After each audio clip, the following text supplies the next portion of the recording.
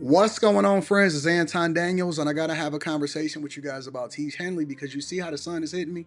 This is no finesse, no makeup, no filters, no none of that. This is 100% Tiege Hanley. I use it in the morning as soon as I get up, right after I pray and brush my teeth, jump in the shower, and I'm hitting the streets because you never get a second chance to make a first impression. So even though they're giving you 40% off your first order, 20% off for life, even though you may get a free gift, forget all that, right? Because we would do this even if it was full price because it's worth that much. I'm in the streets, I'm kicking it with people when I see Dusties everywhere. You don't want to be them. You want to separate yourself. And the way that you separate yourself is self care. Ladies get it for the fellas. Fellas don't wait for the ladies to get it for you. I'm about to hit the streets right now and I'm feeling confident. I'm feeling great. I mean, I already got confidence, but to have that extra boost of confidence, knowing that you've taken care of yourself and you set yourself apart from all of the rest of the sheep that's walking around making bad decisions on a daily basis. And it's reflected in their actions. It's reflected in the products that they use. It's reflected in the people that they follow. And so if you're trying to level up, if you're trying to make sure that you look good, they're going to send you the pack. They're going to give you all of the instructions on how you're supposed to use it. Then make sure you get your Tiege Hanley. Again, 40% off your first order, 20% off for life. Get your free gift. Make sure you tap in with your boy Anton Daniels because Unc is never going to lead you wrong. I would never have you use a product that I don't use myself. Again, they've been rocking with me for a long time. Make sure you get your Tiege Hanley. I love you. I appreciate you. I'm going to holler at you guys later.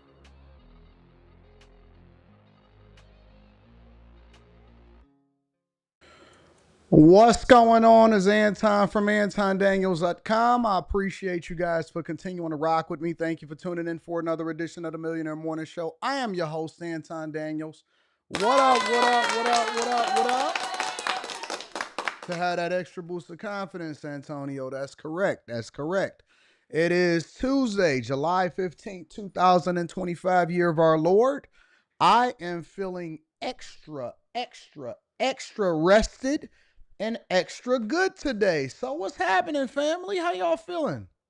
Did y'all enjoy the show last night? I thought that the show was pretty good. It was a good show. So we was chilling. One thing that I'm trying to figure out, and I kind of know,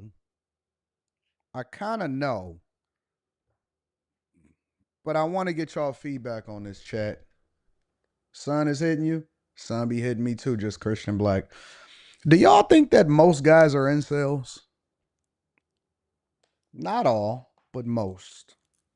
Y'all think that most guys are incels? I struggle with this, right? Because I try to give men and guys the benefit of the doubt, especially when we're having conversations about women. But it seems like no matter what, even if we're talking about something completely unrelated to women, it always comes back to what men don't like about women. And so I try to be balanced. I try to be an equal accountability smoke giver so that, we can have real, authentic conversations because at the end of the day, even though it's entertainment, hopefully we get some level of solution that go along with it.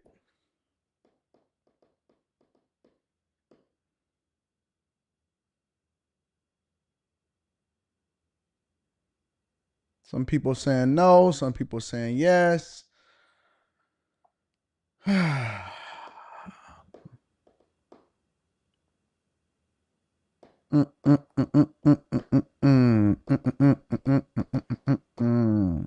What up, J Ben?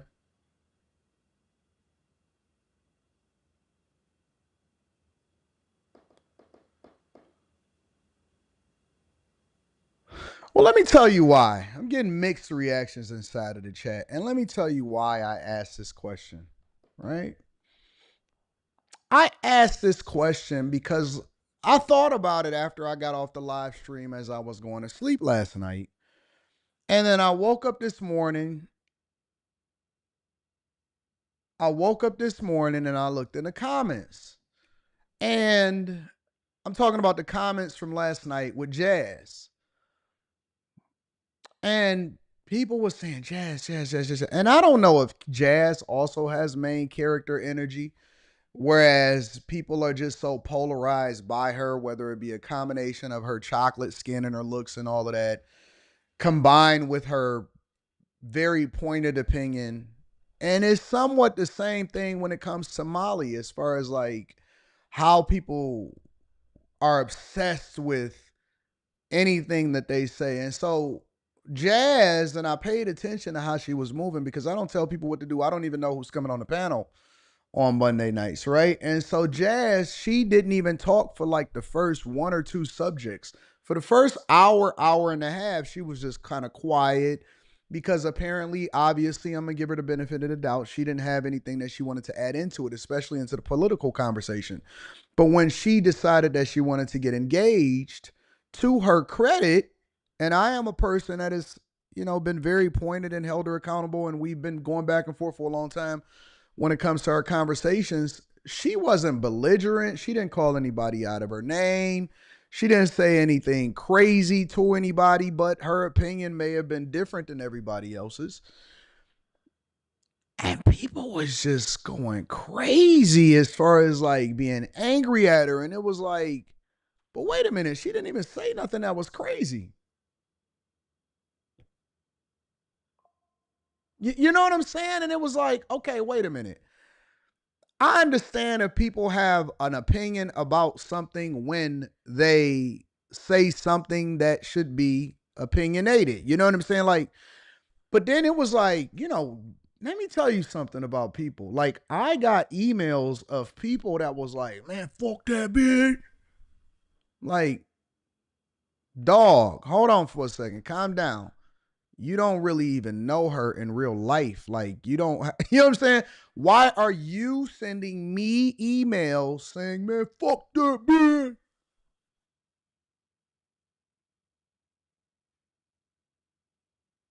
Like, why are you sending me, dog? Like, when I wake up in the morning and I look at my inbox, man, fuck that bitch. And I'm like, nigga, you good?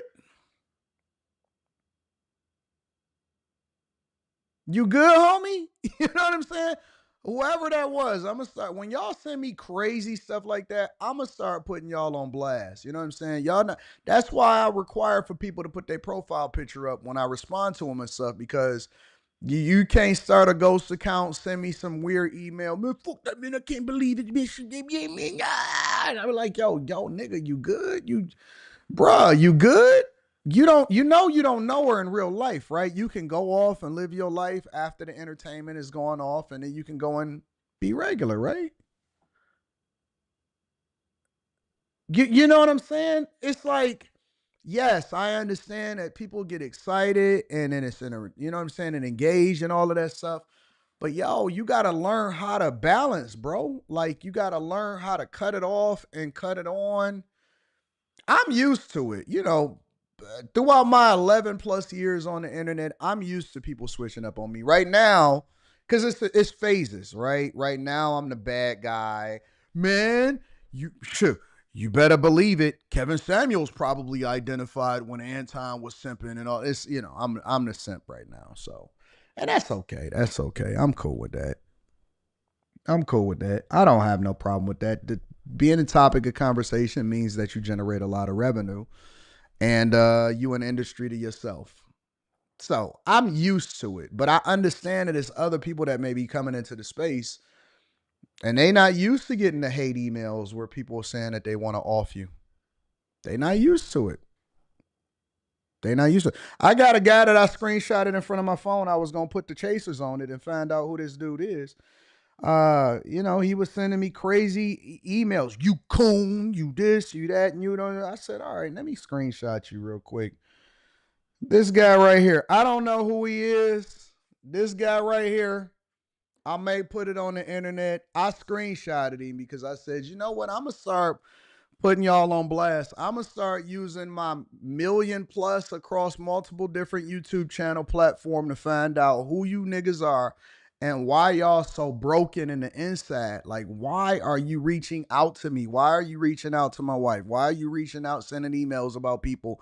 You know what I'm saying? I'm gonna start putting y'all on blast and start showing y'all profile picture if y'all keep on acting out and acting like you ain't got no control, because we can do that reverse Google, we can do that reverse image search, right?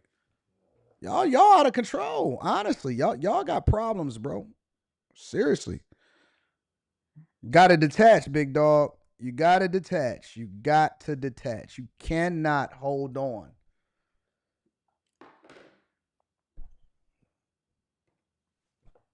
You know what I'm saying? You got to detach. Y'all got to get out of the matrix. Get out of the matrix, bro. Go outside, breathe some air. You know what I'm saying? Go to a coffee shop, go to church, go do something, man. But good God. It get weird. It get a little weird. It does get a little weird. And so I'm concerned for y'all. I am. I am concerned for y'all. You know, I don't want to be associated with that.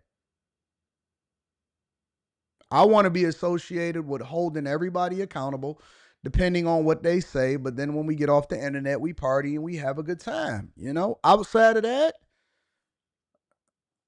I give good information. If y'all was a part of the live stream yesterday, are you a bag chaser? Are you a Patreon member? If you was a Patreon member, you would have understood the agenda because we were having a live stream yesterday about how you can. I'm not going to say exactly what it is that we talked about, but we had a stock club live stream last night prior to us going live on a Q show. And so we spent some time and we broke it down, and I broke it down to the people that was new, to beginners, and then I went a little bit more intermediary for the people that wanted to understand how it is that we vet for certain things, where we looking to bolster our position and making sure that we reading the charts. And we went through and I showed y'all exactly how it is to look at different stocks and different companies and what we was paying attention to. And I did a compare and contrast, and I showed y'all two companies that we want to distance ourselves from and two companies that we want to be able to continue to put our position and bolster our position in and stuff like that. If you wasn't a part of it, we looking to get money at the end of the day. It was an incredible stock club. I re-uploaded it for the people that wasn't able to make it because somebody sent me a chat yesterday and said, "Yo, Anton, can you please make sure you uploaded it?" I uploaded it within 10 minutes of ending it. It was incredible. It was an incredible stock club. It's so much money to be able to get out here. So much value, so much opportunity.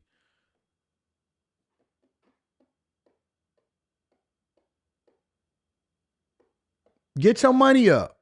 I told y'all yesterday on Layoffs, we got a good show for y'all today. I think I'm going to pivot today. I'm going to go in and out. I think every other day we're going to do more planned. And then the next day after that, we're going to do a lot more seeing what the audience is talking about, engaging, bringing up stories that you guys are saying that you want me to cover. And so we're going to go back and forth. We do have after hours tonight, so we back on the docket. I see a lot of people are doing reaction videos to the content that we creating. Let me remind people, let me remind you, people that are reacting to the content, whether you agree or whether you disagree, we cool with that. We not tripping after that. The reactors, as a matter of fact, let me go so far as to say we appreciate. We not like pop the balloon where they trying to tell y'all what y'all can't and can react to and all of that. No. We appreciate the people that react to the content, even if we don't necessarily agree or disagree with what you're saying. We appreciate you guys because you guys bring more visibility to the platform. And so get your bag, kings. Get your bag, queens. We appreciate all of the reactors. For the people that just steal content and then re-upload it as though it's their content and then you put captions at the bottom of it, that's not going to fly. That's not going to fly. If you are not actually reacting to the content and transforming it according to YouTube's policies, I will send a copyright. Now, I am a nice guy, and so I don't send copyrights to strike you. I send copyrights to request that you take the video down because you are not reacting to the content. You are being lazy. You are being lazy. I want to be very, very clear on where I stand with this copywriting in YouTube. If you are significantly transforming the content because you are adding your own opinion, commentary, visualization, whatever, all combined or whatever, that is one thing. If you are stealing the content and then putting a coming up and then you just steal the whole content and put it up like it's just yours, yo, that's stealing. And you basically benefiting off of our work. Okay? You see people grabbing my content all over these days? I agree, Timber. It happens, but we got to reset, and we got to make sure that the people understand what's going on, all right? For the reactors, we appreciate y'all. Somebody said, Anton, let people eat. Yeah, eat these nuts. You got to put in some work too. We create the content, people react to it. We cool with that. I have no problem with that whatsoever. We create the content, you steal it and upload it as though it's yours, we gonna have a problem. All right. This is not rocket science. This is not rocket science. This is very, very simple. The guidelines are not that difficult to abide by.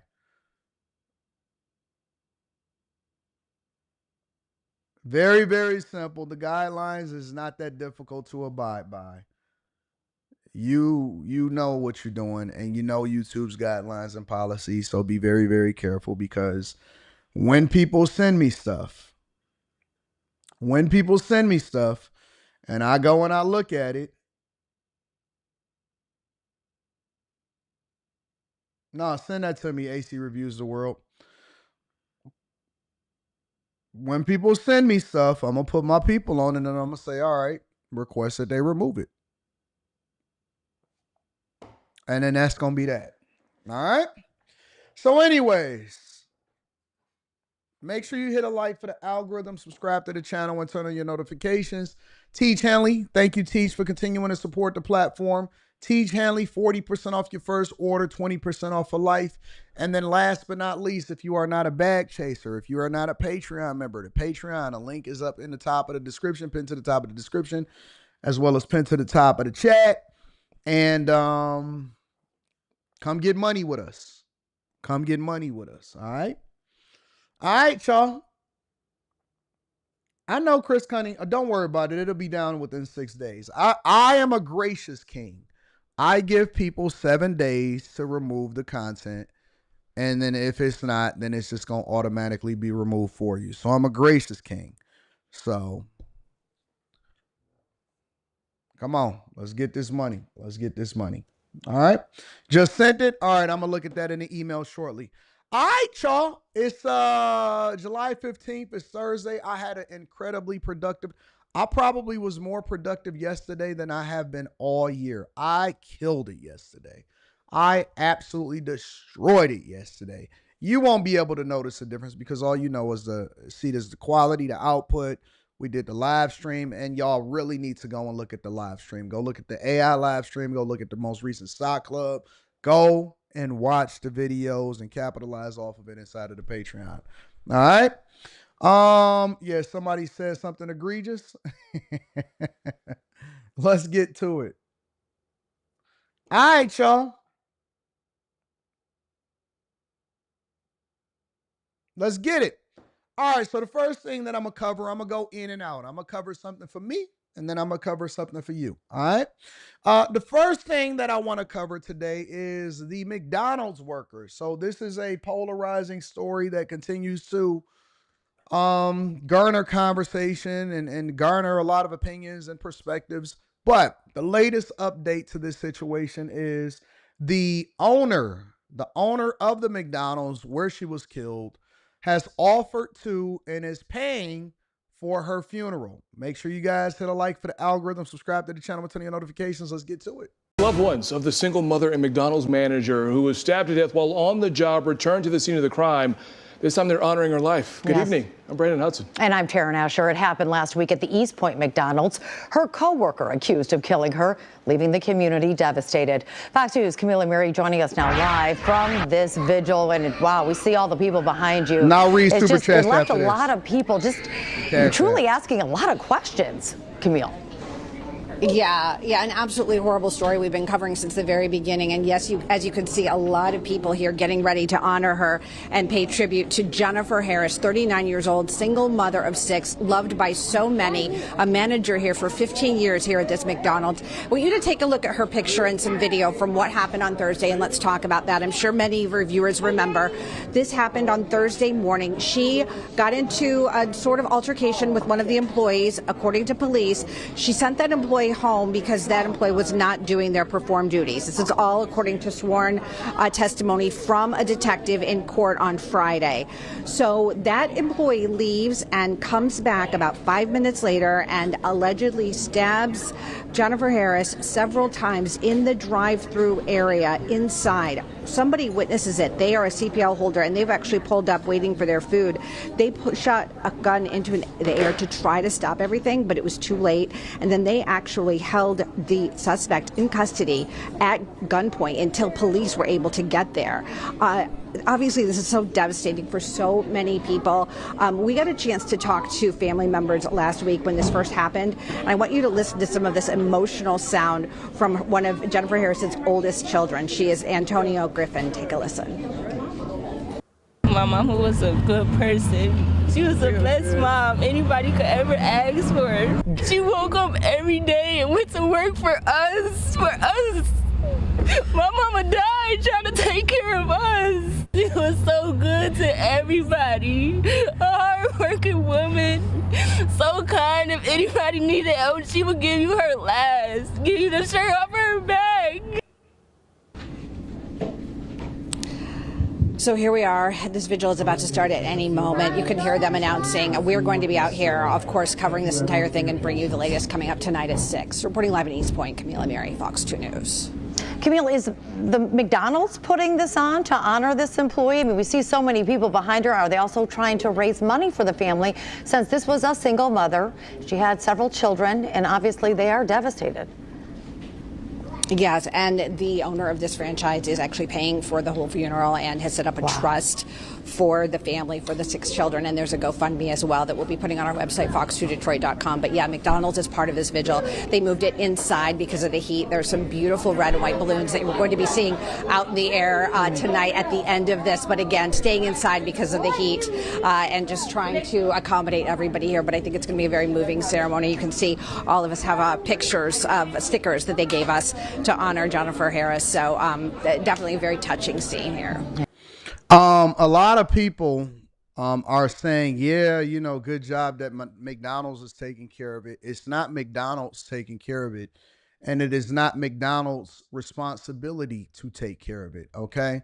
A lot of people don't know that there's a difference between the corporate store and a franchisee store, all right? A franchisee store is a store that is owned by an individual owner operator, which is completely different from a person or from a corporate store, which is owned by McDonald's itself. A lot of times what happens, not only with McDonald's, with multiple other franchises, is that there's a combination of both, but they would prefer for there to be way more franchisee stores than McDonald's stores themselves. They tend to buy back certain stores from franchisees that don't meet certain expectations or want to get out of the business, but then they often at times also sell corporate stores over to franchisees. So this store in particular is a franchisee, all right? So this is an individual, people, corporation, whatever, and they decided that they wanted to do the right thing, which is A, pay for the funeral, B, they are setting up a trust for the children, and C, they started a GoFundMe for the mother. And if there's ever been a cause or a situation where people would want to donate to a GoFundMe when it comes to a person that has been wrongfully done or whatever, or their kids or whatever, this could possibly be one of them, okay? I'm not one for going into telling people what they should and shouldn't do with their money. I'm not even really a big fan of the GoFund, Send Me Go and all of that stuff. But if there's ever a situation that I've seen that actually, I wouldn't mind advocating for or pushing or even donating to, it would be this one. And so this is the actual McDonald's franchisee. This is an individual owner operator that is doing this for the family. And they are paying for the funeral, which funerals are not cheap. Let's be very, very clear. Funerals are not cheap. And usually the other part of this is that the store managers and the owners usually have a really good relationship. How do I know this? Because Rita was a store manager looking to become a regional and actually become an owner operator at some point. And she had a really, really, cool relationship because she had worked at McDonald's since she was in high school. And so all the way up into her early 20s, she had became a store manager and all of that stuff. And so, you have to be able to communicate with the owner. It's just like if you was to start a regular restaurant and you have a store manager that is running the entire operation. That is the exact same thing, except for the only difference is that you're paying a licensing fee in order to use McDonald's name and their products and all of this stuff. And so you become a franchisee. So, the owner operators, I would see why he wouldn't mind, paying for the funeral and setting up a trust, because I'm pretty sure that this woman, because you work your way up, and they pay pretty good money and good benefits. I mean, it was a long time ago, well over 20 years ago that Rita worked at McDonald's, but, they tend to have a really, really good relationship with whatever it is that's going on with the whole situation. So, it's unfortunate. I think that it's very, very bad. And I'm still disgusted at different people that are saying wild things. Have y'all seen some of the videos about the people that are saying some of the stuff that they're saying about this woman? Let me see if I can find it. Let me see if I can pull it up. Give me a second. I haven't actually displayed it on this channel. Some of the wild stuff that people are saying about this woman. Oh, hold on. I was manipulated. Let me see. I think I saved a couple of them. If it's still up, then that means that they just really like a different type of person. Sometimes people get shamed so much and then they wind up removing it because they don't want that type of smoke.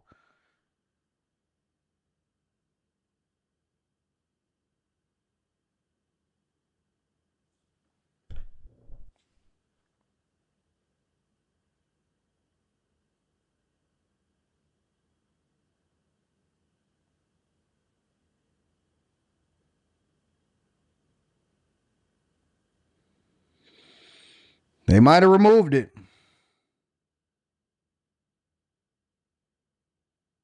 They might have removed it. Which they should remove it. Everything don't need to be said. Everything don't need to be I mean, I'm a fan of freedom of speech, and so I'm not saying that they shouldn't be able to do certain things or whatever, but again, maybe they removed it.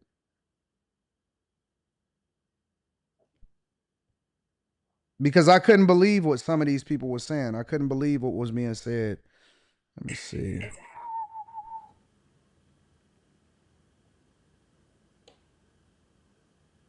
I got sent home early with an uptick. I got with an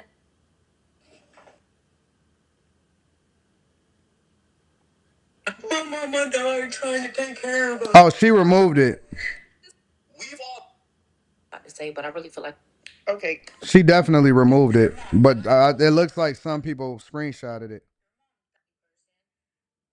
I'm saying it looks like she was taking advantage of her position of management. That's true. People do that. McDonald's. I don't think she.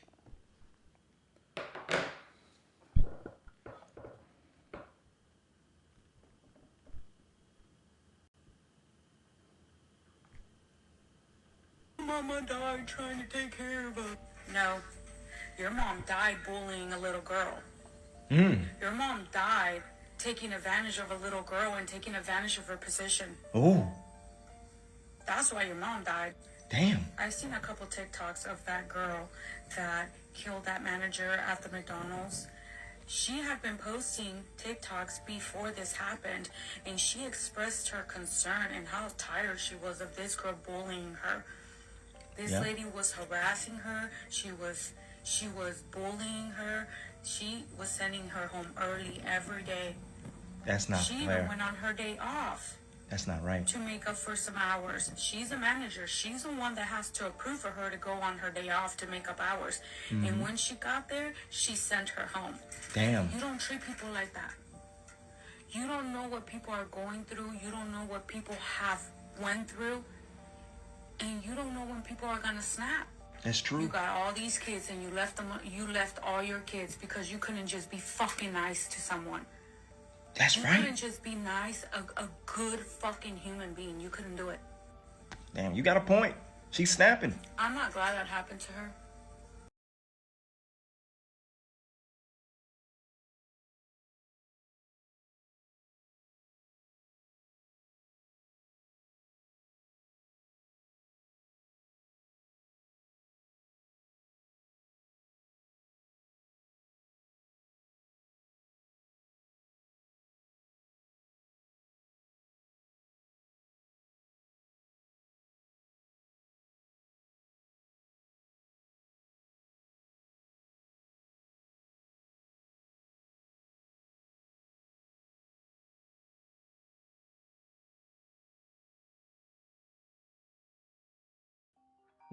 You sorry. Thank y'all for letting me know I was muted. I don't know how I got muted on this one.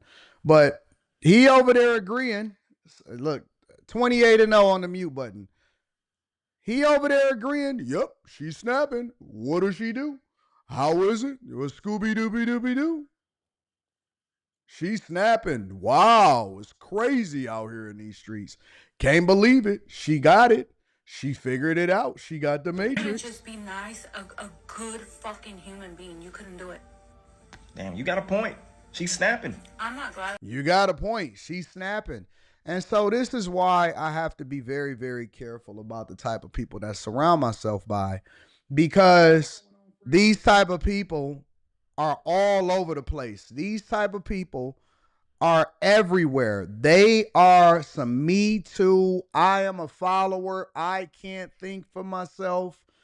I am going to just agree because it's the popular thing to do. That's what I start to see a lot on the internet lately. Scooby Dooby Doo, she's snapping. Dang, she got a point. Wow, that's crazy. That's insane. Oh, What whoa. happened to her? I don't think anybody has the right to take someone's life. True. You didn't give life, God did, so you don't take it. She's But this snapping. is a perfect example. She's snapping. You know, this type of lazy content creation needs to be banned altogether. Honestly, aside from the fact that I'm tired of these cornballs, this type of content creation honestly needs to be banned. It needs to be absolutely banned. 100%. It needs to be banned because this is just lazy. Wow. No commentary, no thoughts of your own, no none of that. Of what can happen if you're a shitty person.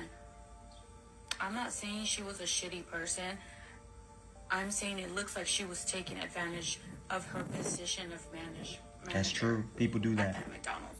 I don't think she planned it. I don't think she's gonna go to prison for the rest of her life. She'll probably get manslaughter. I think she was tired of the bullshit and didn't think about it and just went inside and did what she did. But this is what happens when you're a shitty human being. When you're shitty to other people. I don't know if she was treating her different because she... So basically what you now have today is a bunch of people that are agreeing for the sake of agreeing, and they're all on the same bandwagon and they all jumping into the same boat because nobody has an original thought to save their life. Nobody has an original thought to save their life. And so then you get Scooby-Doo down here that don't mind just agreeing for the sake of agreeing. A lot of lazy content creators that don't have their own thoughts. They can't articulate themselves well. I'm starting to see a lot of this, bro, honestly. And I don't say anything because I ain't trying to stop nobody from getting their bags and running up whatever it is that they got to run up. But I see a lot of this. I see a lot of people that do nothing. They don't have a thought to save their life. They don't have an original thought to save their life. They are saying whatever anybody else is saying. And so you see a lot of people. It was I'm not gonna name the content creator, but a couple content creators got these podcasts or whatever, right? And on the podcast, they are giving their original thought. Now, of course, you're gonna have other people if they decide, if they go viral or they have something that everybody wants to talk about. Okay, cool. But I'm starting to see guys. I'm used to women going on the bandwagon and they doing that, but guys, they'll do anything for a like, anything for a little bit of attention lately. You know what? I agree with them. I seen guys that was jumping on the bandwagon about the whole education situation. You know what? And they didn't even have an education themselves. They ain't got a college degree to save their life. And it ain't nothing wrong with not having a college degree. It ain't nothing wrong with doing a blue collar job or whatever, right? But the hypocrisy, you know what? Women are right. And because they were agreeing with the guy that got a lot of motion from all of the women that, they was agreeing with him, right? So then, you know what? I was looking at what such and such was saying. And guys, they don't have a clue. They need to go and get their education. You got all of these women. They are the most, they're buying homes and all of this other type of stuff. And, and I'm like, God dang, do you got an original thought of your own? Or is everything in you programmed? And I can tell when they have certain talking points or when they say certain things. And it's like, yo, okay, listen, I get it. You rock with whatever the person was saying, but you're supposed to add some additional context, not just agree for the sake of agreeing or agreeing because it's the popular thing to do. And they just go run through that wall. I'm the agreeable panda bear. And I realize that most people in life are like that. Most people in life are like that. They go wherever the wind sways. And that's why I like this chat, because even though we all mostly, for the most part, agree when it comes to money and politics or, relationships, y'all push back. Y'all be like, yo, Anton, I don't agree with that. And then I go off on y'all and then y'all talk junk back. And as long as you're not necessarily stepping crazy out of bounds and start attacking people's kids or something like that, I'll be like, hey, let them rock. Take the censorship off. It's okay for people to have a difference of opinion. And then some people be like, you know what? I agree with Anton maybe 70% of the time, but on this one, he cooked. Or you know what? I was rocking with you on this one, but I disagree with you. I'm cool with that. I ain't trying to stop nobody. And I'm going to go at you, and you going to go at me, and you going to hate me tomorrow, and you going to like me on Thursday. And then you going to hate me on Friday, and then you going to think about it over the weekend, and you might come back and agree with me on Monday. But I can't stand people that only agree for the sake of agreeing and don't use any critical thinking skills. And that is a dangerous society to live in, because it means that you're easily manipulated. That's the reason why Democrats got black people tied to the Democratic Party, despite the fact that they haven't done anything for them since they've tied themselves to the Democratic Party. I used to see them type of dudes in school, and I used to be like, yo, that's why those type of guys always got capped on. Like the person that said something or whatever, it's like, okay, you know what? Me and you got a little something that we got a disagreement about. But you, nigga, you better shut up. Because all you doing is holding this nigga's nuts in his coattails. Like, bruh, chill out. I mean, it's cool to play your role, but good God.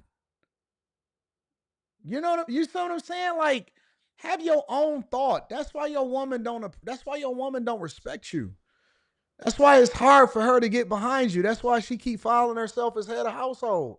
Because you don't have a critical thinking bone in your body, and everything is whatever it is that the popular person is saying. And then when it switch up, you gonna switch too. Whatever's popular at the time. I see some of y'all on my nuts all of a sudden, back on my nuts after you left my nuts. Because you thought that I was failing. You thought that everybody was, oh man, Anton is going down, man. I can't believe it, man. He's and then all of a sudden you came back like you never left. What's up, y'all? Bad case for university when we doing a meetup. No, nigga, I seen you switch up. I seen you in the other chat. I just didn't say nothing because I understand that that's what little girls do. They switch up. You know what I'm saying? Man, I ain't rocking with Anton no more. Then I see him pop up all of a sudden in the chat. Hey, man, can I get my moderator badge again? You know what I'm saying? Like it's cool for us to have a difference of opinion, but good God, you just swaying whatever you think is the most popular at that particular time. Some of y'all was blackety blacks. Man, I can't stand Anton, man, because he was against reparations. At least tell me that you changed your mind. You know what, Anton? I thought about it, and I still don't agree with you on that point in particular. But I respect the fact that you actually have your own train of thought and your own opinion, and you don't go with whatever it is just the most popular at that particular time. I can respect the fact that you'll take the opposite position just because you don't want to operate in an echo chamber on the panel and you want to make the conversation more interesting. So you tend to think outside the box so that you can engage people in a different way. I respect that. Say that.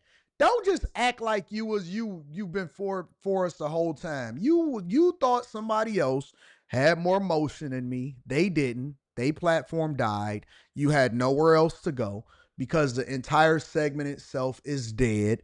Content creators are trash. You're not entertained, and so you wanted to come back over here and hang out with the Millionaire Morning Show killers and the bag chasers. Just say that. You was bored. You didn't have anything to do. You can engage in the chat. I see a lot of y'all that's ghost watching. A lot of y'all are sitting in there and you don't want to type anything, but you watching everything because you enjoying the show. You be in there cracking up.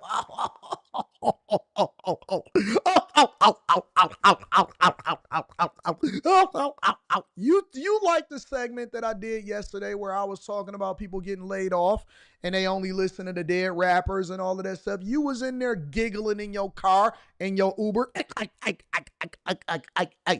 Just admit it. You like the show. You like what we do. You want to be a part of the crew. You don't want to humble yourself. We will accept you with open arms. Just come on into the congregation. You ain't got a front like you don't like us. Man, you know what? I blocked almost all of his channels, but you watching reaction videos of me. Okay, my nigga. All right, I got you. No. Giggling to yourself, by yourself. Don't want your wife to see that you looking at me. Didn't I tell you to turn off Anton? Honey, that wasn't Anton. That was a reaction video of him. Scared to type. Watching every video. Watching every live stream. Tuned in. Tuned in more than the bag chasers. You want to come to the meetup so bad. When y'all going to the meetup? Oh, no, I'm not in the Discord, but somebody can give me the address to the meetup? No, nigga. Come on in. Come on and get your life together. Repent. Repent. Repent. You're not even a hate watcher. You a supporter. You just don't want your friends to know that you're a supporter because you've been hating for so long. Because you don't want them to criticize you. You're afraid of what the people gonna say about you. My online friends don't like you, Anton, but I secretly love what you're saying. Keep going. Keep going. I'm supporting from the clouds. That's what they say. I'm going to support you from the clouds. I'm watching. I'm supporting from the clouds. Stand up for yourself. Get some balls. Hey, you know what? I didn't like what he said on this one, but I'm standing with him on that one. You know what? I used to hate women. I don't hate women anymore, and so I'm objective enough to be able to see what Molly is talking about. She wasn't wrong on that one. You so scared. You so scared to say that you agreed with one thing that Jazz said yesterday. Even if you disagree with the 90%, you was on it. Oh, kill her, Anton. Go get her. Take her out. Take her out. Get her. We're waiting on you. Power up. No, I didn't disagree with her on that one. I actually think that she had a good take on that one. Oh my God! This nigga Anton just be stepping. He's stepping. Why didn't you cut her neck off, nigga? Cut it off. Cut her neck off. Take it off. Take her whole head off and ride over it with a tractor trailer. No, not on that one. Even if I disagree with her, she wasn't disrespectful to me, so I'm just going to tell her that I disagree with her. Oh, my God. I can't believe it. What is he doing? Why is he not killing her?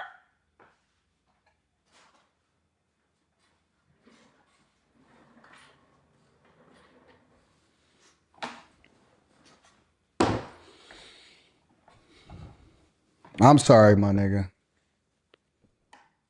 Balance, big dog. Balance.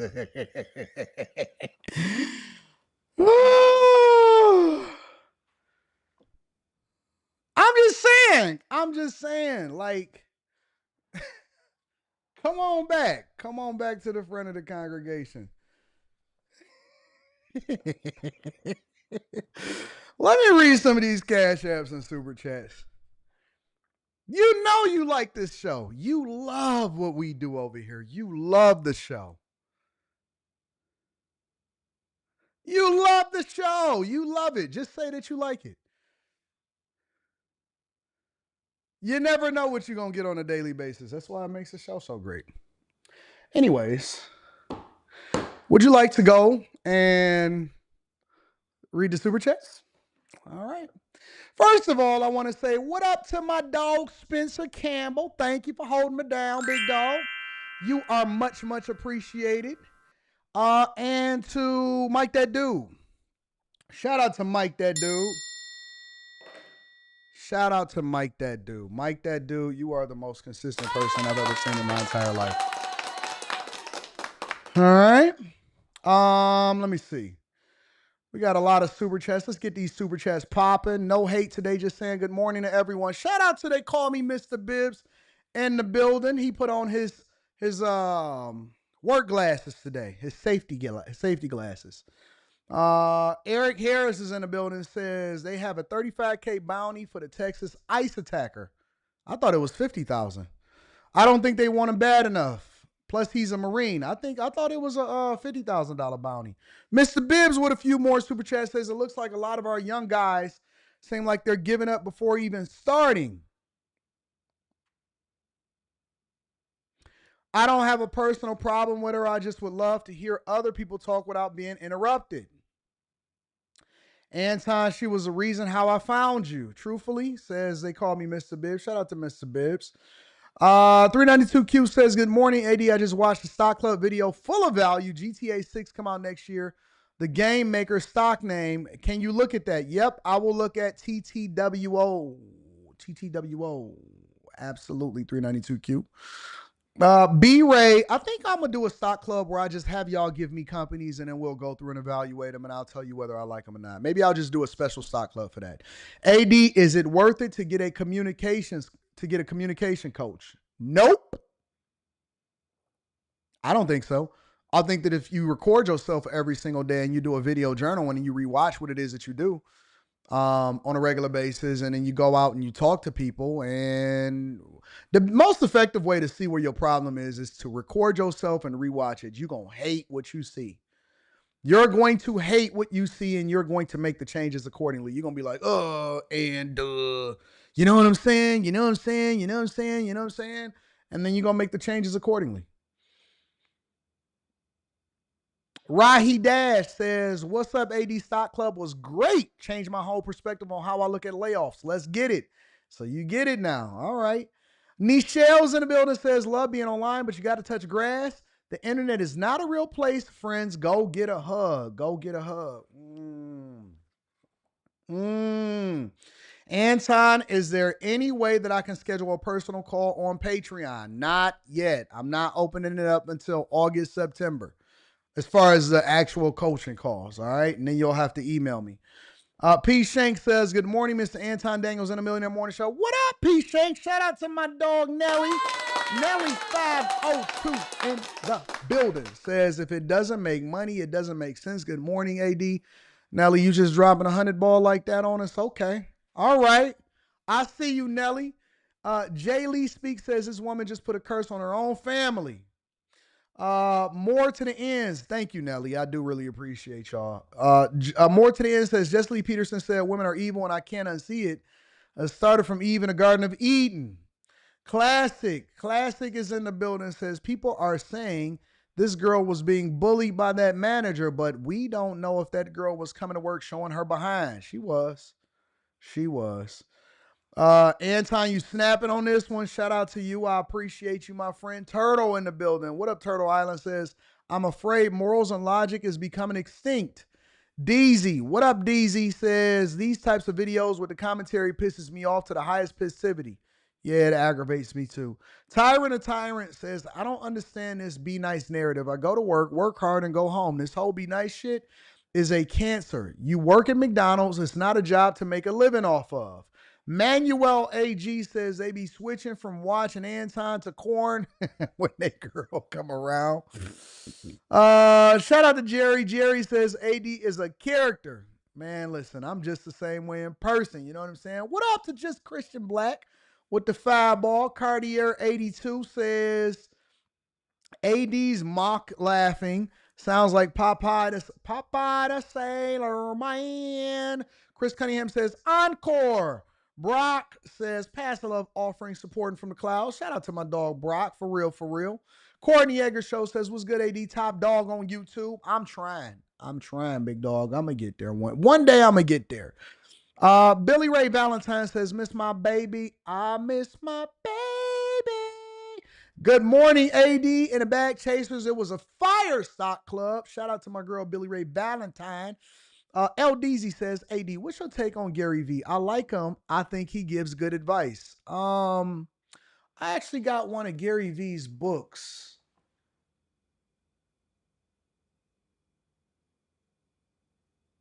Well, I got it up there.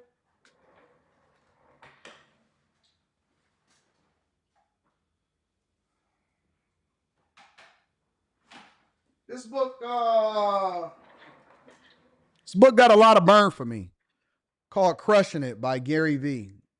This came out. When did this book come out? I don't remember when this book came out. But if you could see, it's really tattered. It's cut at the top. See? I used to read this book all the time. I got a lot of burn out of this book, so I learned a lot from Gary V. I think that Gary V is good. I like Gary V. Sometimes he's off on some things. I think that Gary V kind of missed it a little bit on NFTs and certain things. But when it comes to being able to identify how you can market yourself or what it is that you need to do or cutting through the fluff and stuff like that, I think that Gary V has some really great insight when it comes to business, marketing, relationships, getting your company out there, leveraging social media and all of that. So I think that Gary V is awesome. I like Gary V. I like him a lot. And I mean, it's like anything. You chew the meat, spit out the bones. He's not going to be right 100% of the time. And nobody is right 100% of the time, right? But I think that Gary V has some really great advice when it comes to how it is that you can leverage where the industries are going in order to continue to run up a bag. So I like Gary V. Got a lot of burn out of this book. Shout out to Gary V. He has really good advice. Really good advice. All right. I study everybody. I got all of the books. I got books for people I don't like, people I do like. I study everything, literally everything. I've studied. I read a lot of autobiographies. You know what book y'all should read? Read this one.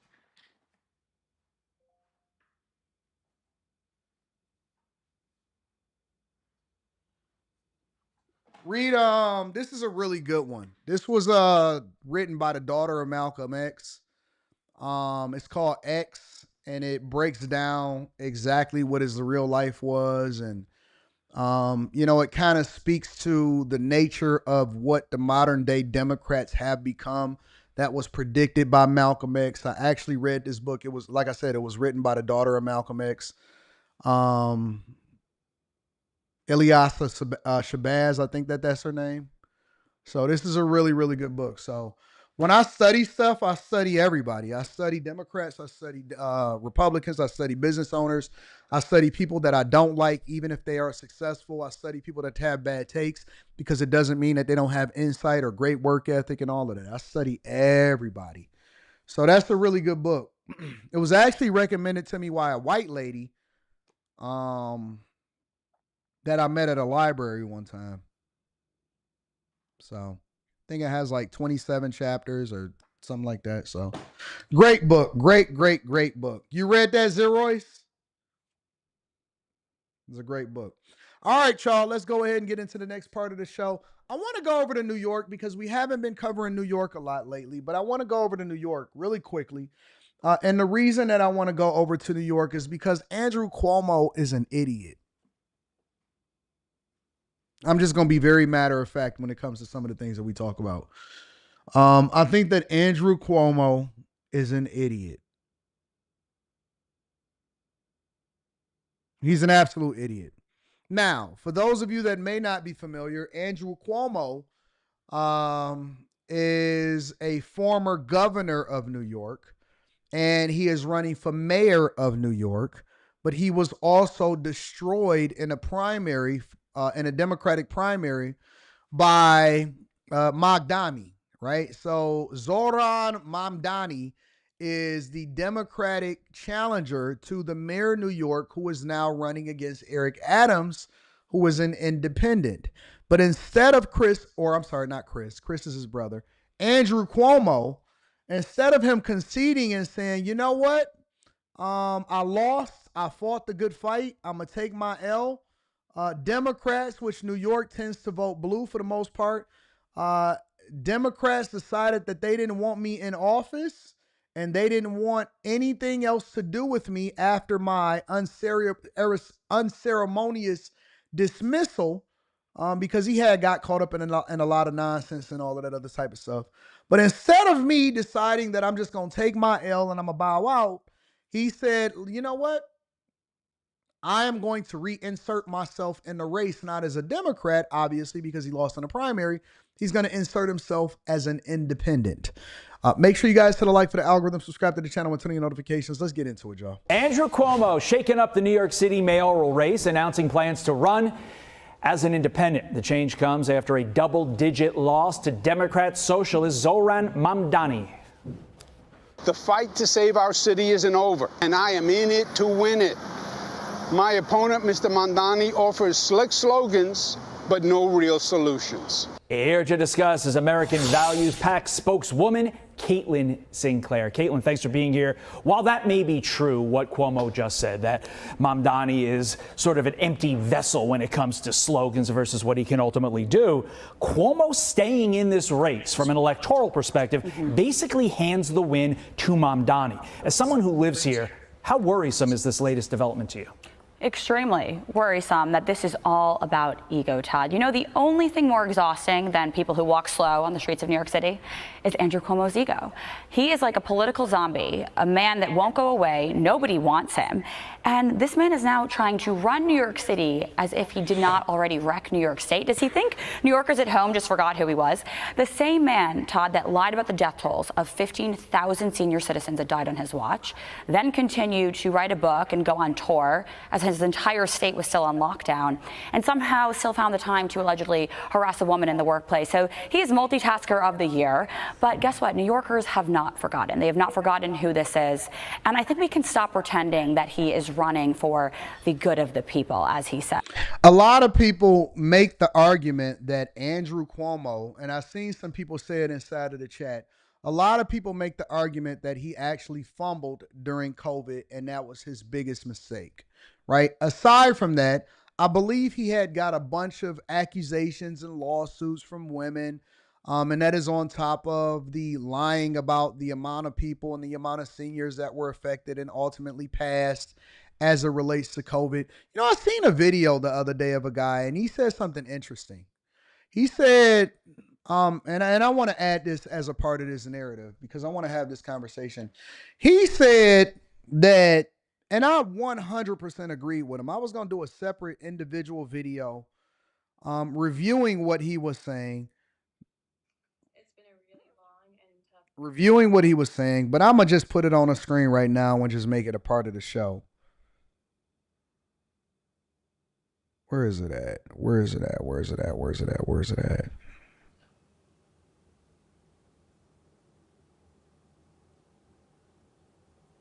They removing?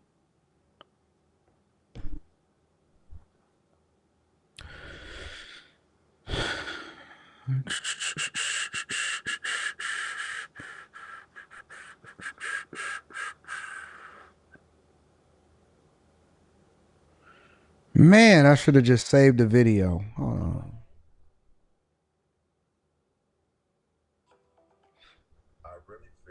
Here we go. I found it. Things have not been the same since COVID. Like when COVID hits, it's almost like the Avengers movie. Thanos out of his finger.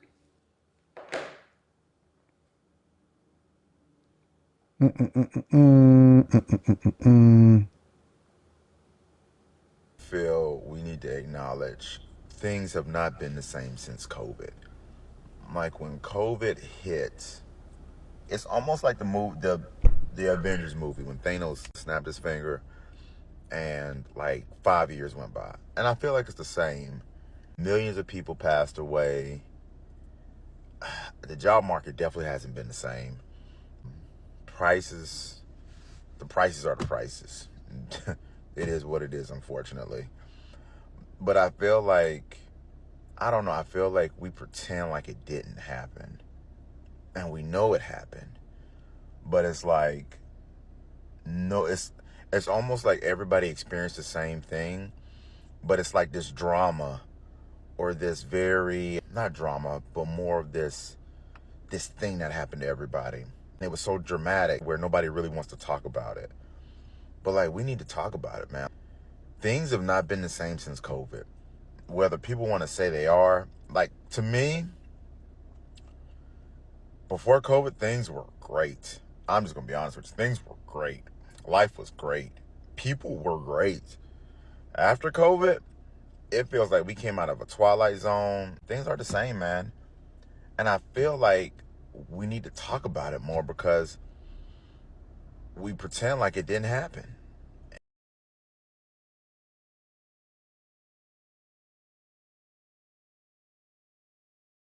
Why don't y'all think that people talk about COVID? Like, why is it not a thing? Like, honestly, I think that he's 100% true. And it wasn't until he actually said this and he started to talk about it and, you know, he emphasized that this was a thing and this is something that people just kind of swept under the rug. We don't. We genuinely don't talk about it at all. It's not something that comes up. It's not something that we recognize. We don't acknowledge it. It's not a thing. It's not important to us. It's not something that we pay attention to or discuss.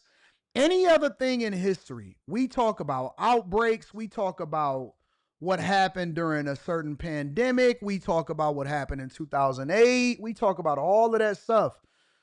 We don't talk about what happened during the pandemic. We don't talk about it. I don't know what it is. I don't know if it's people went through a lot of trauma. It was a lot of death. It was a lot of lockdowns. People's lives changed. It was a lot of fraud that was happening. It was a lot of breakups. There were also a lot of kids that were molested.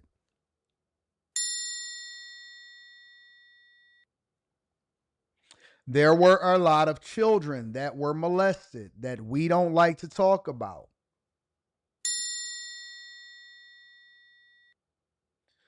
What do you mean, Anton? I mean that one of the reasons why, and this just kind of got hidden, it got swept under the rug. People act like it wasn't a thing. One of the things was that children were stuck in the homes with people that they should not have been stuck in homes with. And one of the biggest concerns from educators and lawmakers that had got mentioned but had got swept under the rug was the amount of people that were being taken advantage of, the amount of children that was being taken advantage of, and the only outlet that they had, that the possibility of being able to save themselves, was being able to get to school or any of that type of stuff. And that's something that we just don't acknowledge. It was a lot of breakups.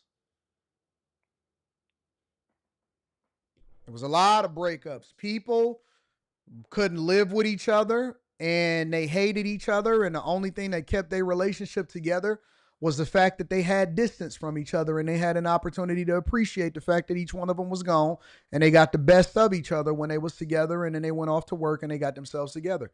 There was a lot of people couldn't stand each other, a lot of abuse. There was a lot of money that was flowing.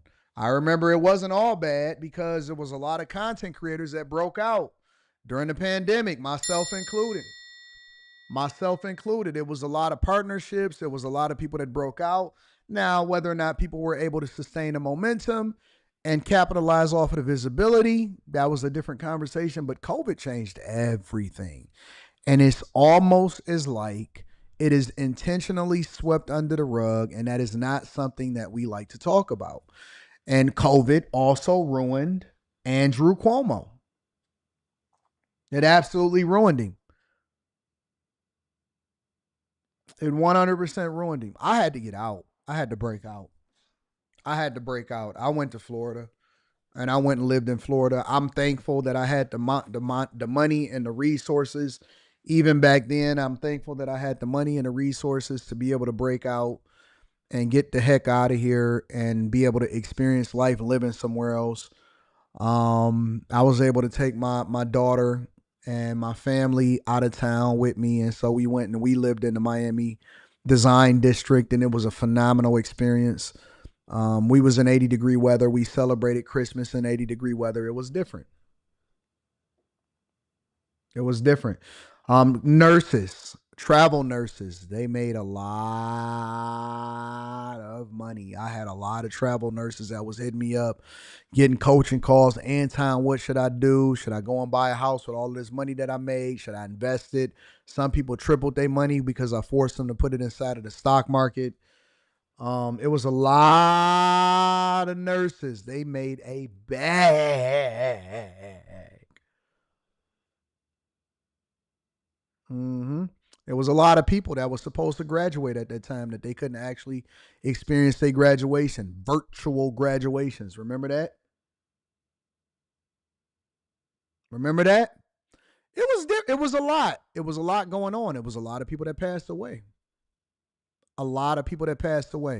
I will say, fortunately, thankfully, I don't personally know one person that passed away in my family. I don't know one person that passed away in my family. Not one person, not my grandmother, not my 80, at the time she was in her upper 80s, grandmother, now she's 90 plus. My grandmother got it, and she was like, I remember she said, I am not going to that hospital. And he was like, oh man, so they can put them on respirators and stuff. She was like, you out of your mind. Ain't no way in the world I'm going to that hospital. My brother, they was trying to put him on put him in them units with them respirators and junk like that. My brother, they was like, my youngest brother, they was like, yo, we don't know if he gonna make it. And everybody in the family was panicking and stuff like that. And I talked to him, I called him on the phone, and I'm like, yo, what's going on with you? Oh, they saying this, they saying that. I said, man, you'll be all right. Man up, little Nick. That's what I said to him. I said, man up, little nigga. So this is all in your head. It's all mental. He's like, you right. He was like, I got this. He here with us today. He chilling. He's slow motion, living a good life, got a great family, 2 kids, boy and a girl. They both in college, or one of them about to go to college next year.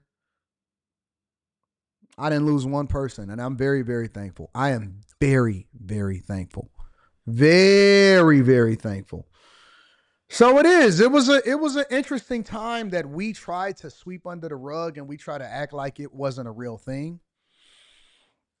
I had went through so much before the pandemic personally, with my father dying and people on Rita's side dying and suffering through all of that the pandemic for me was a breeze. It was a breeze. And I wound up getting another position to where I was able to capitalize off of it as far as corporate America and making a bunch of money.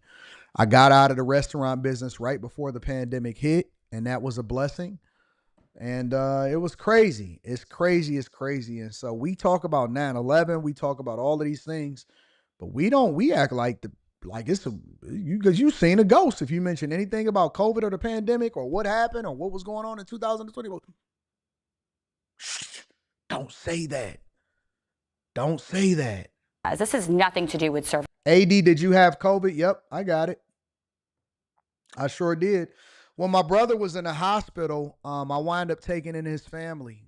And so he was in the hospital. I took in his family. So I was taking care of my nephew and my niece and my daughter and all of them. And so I took in his family and I was taking care of them. And I had got the vid.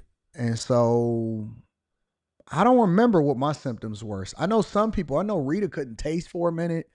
I had no problem tasting. I had no problem with none of that. I just think that I just had like cold sweats or something like that, but I got it. And once I got it, I never got it again. That was it. Once I got it, I never got it again. And that was just it. And I was just cool. So, but me, I wasn't running from it. I remember I was like, if I remember correctly, I was out in the streets right before the pandemic. And I'm like, yo, they saying everybody got it or everybody gonna get it. Cause I remember before they even announced it, my nephew had it. And he was like, I went to the hospital. They said, it's not the flu. It's not this. It's not that. He was like, but man, I can't shake this. He was like, I can't taste nothing. He was like, I can't smell nothing. And we was like, man, what is wrong with him? What is going on with you? And he was like, man, I don't know what's going on with me. I don't know what's wrong with me. Cause I went and visited him. And I said, man, what do he got? He said, and Rita was like, yo, they said that they can't figure out what he got, but he got something. And it seemed like it's worse than the flu. And that was in 2019. That was like September, October 2019. Man, that junk was out way before they ever announced it.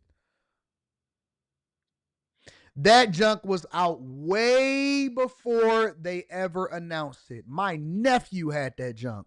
And I was like, dog, you good? He was like, man, I can't get warm. He was like, my temperature is off. He had that junk way before they announced it. And so, man, let me see something really quickly. We acting like that junk didn't exist.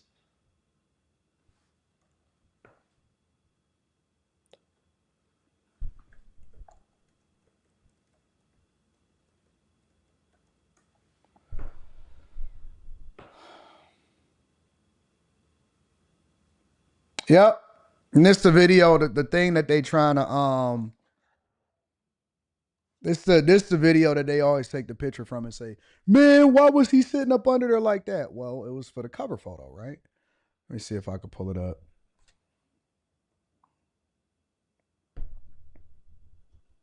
I remember exactly what my sentiment was. This is why I document everything, because I can always go back to it and say, yep. And so people use this cover photo a lot of times and say, man, look at him. He looks stupid.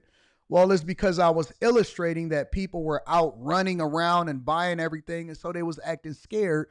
And so I took a cover photo in order to illustrate something like, oh man, everybody is scared and they stealing everything out of the grocery stores. But people take this cover and they be like, look at how stupid, look, he crazy. They don't know nothing about content creator. That's why they broke. I see the criminals are still out here doing their thing, right? Police is out here in force. Oh my God, they got like 3 cars out here.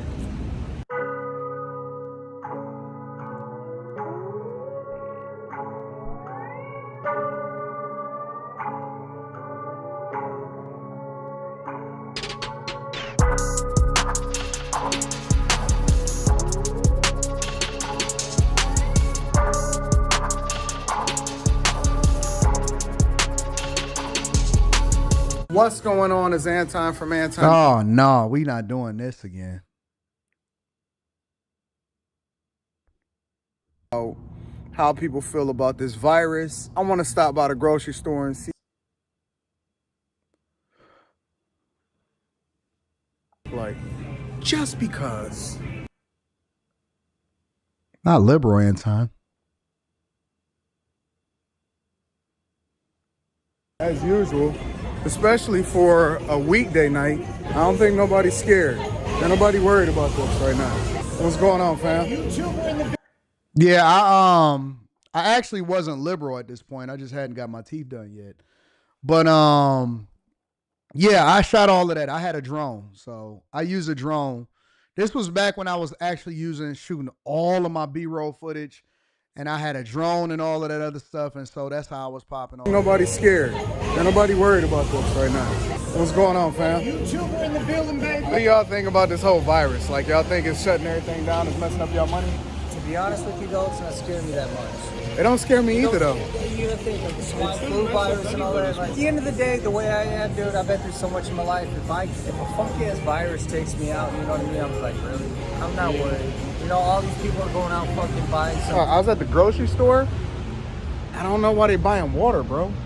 What do you mean you don't know why? You know how people... They ain't got faucets? Hold on, first of all, look at her booty over there. It makes no sense, bro. Listen, my mom told me in 2000, everybody was going out, buying out everything because they thought the world was going to end, right? I told my mom, I was like, oh, I didn't tell her. So anyways, I was out in the streets. I wasn't afraid of COVID whatsoever. I was out and about.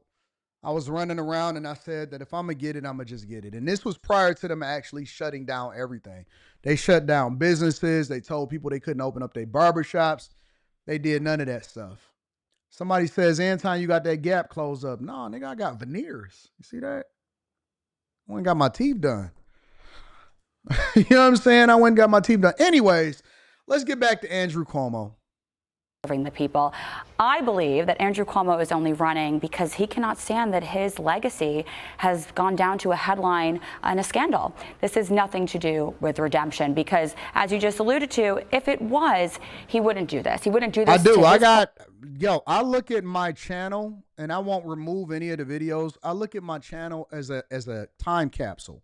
If I want to know what was going on in 2017, if I want to know what my thoughts were in 2018, if I want to know what my thoughts were in 2019, if I want to see what the sentiment was in 2020, how I evolved in 2021, 22, 23, 24, whatever. If I want to know what was going on in 2016, all I got to do is go back into my catalog and it jogs certain parts of my memory, and then that's what it is that I put out there. And so now I'm back vlogging again. Actually, I'm dropping a vlog on Darth Anton today.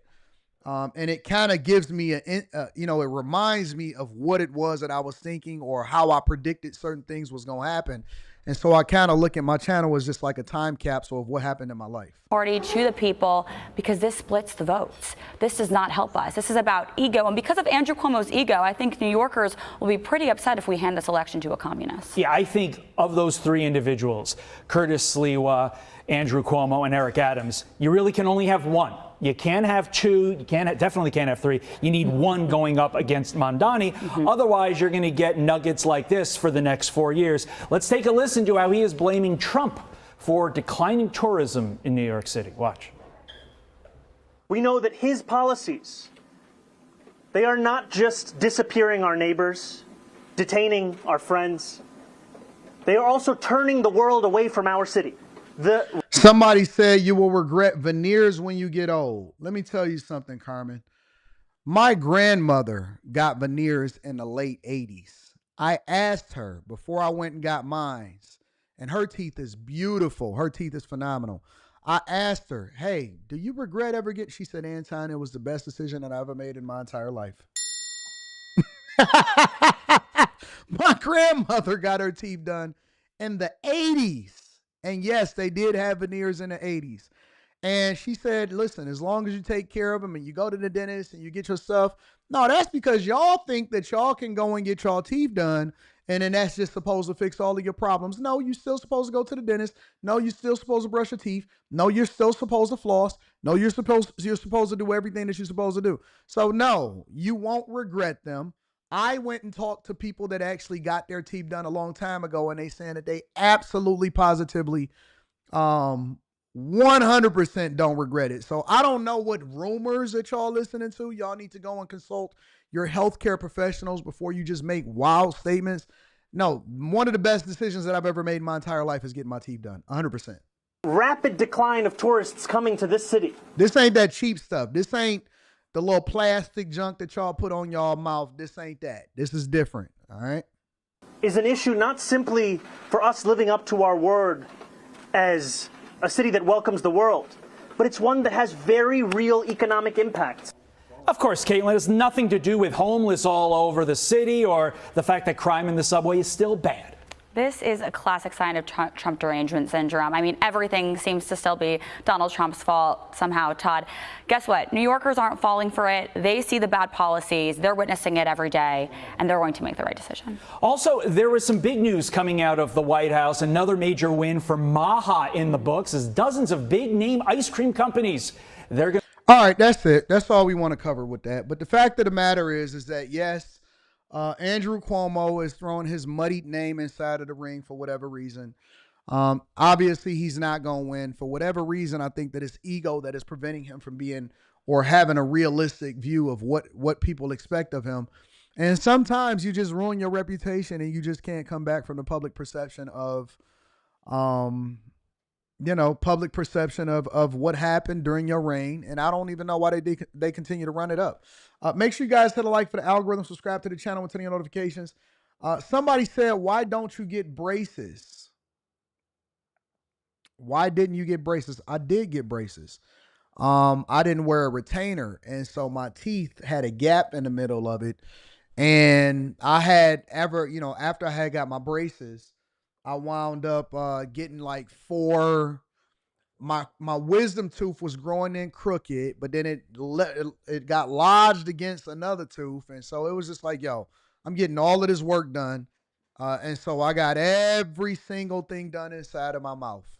Now, here's one of the keys that you want to do when you get in your veneers, right? The first thing is, do not get that composite crap, all right? Don't get them little composite crap. When you get composite teeth, because they're going to give you an option, and it's your option. They're going to give you an option. It's going to look decent in the beginning, and I think they only last like a couple years or a few years. It's a semi-permanent temporary look that you get to your teeth. That's the first thing, is do not get that composite junk. That is a short term, it's a cheap option, and it gives people a temporary fix for whatever it is that they think that they want to do. That's number one. Number two, go and get all of your dental work done the right way. You got to get your cavities done. You got to get if you need to get root canals, get that taken care of. If you need to get teeth pulls, whatever, you know what I'm saying? If you need to get an implant, surgical stuff, whatever it is, get everything done right. All of it. If you need to get your wisdom teeth out, whatever you need to do it the right way, even if it's painful. One of the most painful things and the most painful thing that I ever had in my entire life was a toothache. Get it done the right way. And then when you get your veneers, get porcelain, not the composite.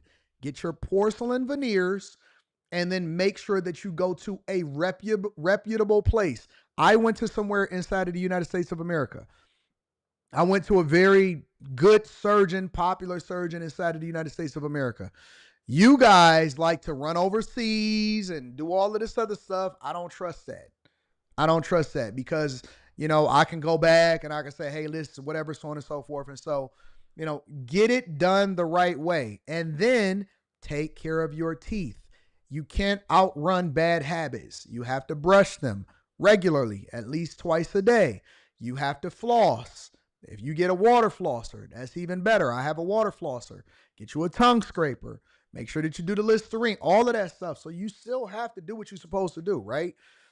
It's kind of like people that get surgery to lose weight, right? You can go and get the lipo, but you're going to put it right back on if you don't develop the right habits. And so, veneers are for people that are still taking care of their teeth and have great habits. But very few people actually want to do that. They still want to do what they want to do and think that they can get away with it. No, you still got to do the right thing. So, yes, man. Take care of your business and get on top of it. All right? Your brother went to Peru? Nah. So one of the best decisions that I've made was to get my teeth done. Because I was going to be on the internet doing review videos. You know what I'm saying? So, you got to make sure that you got your pearly whites right, and they're gonna let you pick the shade. You can do ultra white, you can do horse teeth, you can do all of that stuff. No, you know what?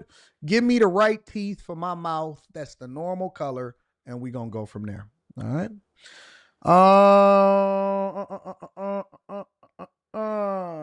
Mind right, money right says my guy was popping. Pleasure to meet you and the rest of the bag chasers.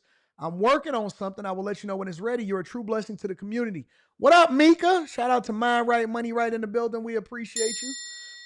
Chris Cunningham with a couple of super chats says Power versus Force is a good book too. Okay, I'm gonna have to check that out. I've never heard of it. Mom Donnie want to stop NYPD from responding to domestic violence calls. I don't take him serious. And I'm glad that I don't live in New York.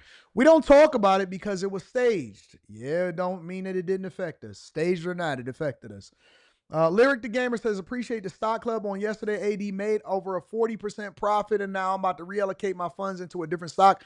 Run it up. Shout out to all of the bag chasers in the stock club members. I uploaded it for y'all to rewatch it. Post-COVID stress disorder should be next in the next DSM. 392Q says, are you going to get LASIK? Painless in about 4K. No, I don't anticipate getting LASIK. I don't feel like I need LASIK. I like my glasses. And before we get over to the next story, I will tell y'all that I went and looked up some places. I went and called a real estate broker in California. And so I looked at different places near San Diego by the water, and Newport Beach. I will tell you that depending on what part of California you in, the prices go whoop. Yo, they had places that you can rent out for $65, $75, $85,000 a month. $65, $75, $85,000 a month. I said, wow. Y'all want to know what my budget was. You know, Fi, you know my dog Fi Brown, Frugal Fi. Yes. But I found some really dope spots. As if I say the price, then y'all gonna be like, oh man, you're not being realistic. That's not real. I'm dead serious. I am dead serious about moving to Cali. So it is definitely the only thing that's kind of holding me back, because they make planes, so I can fly back and forth from Detroit to Cali and all of that. The only thing that's kind of holding me back is that I spent $100,000 and something on my Pistons tickets.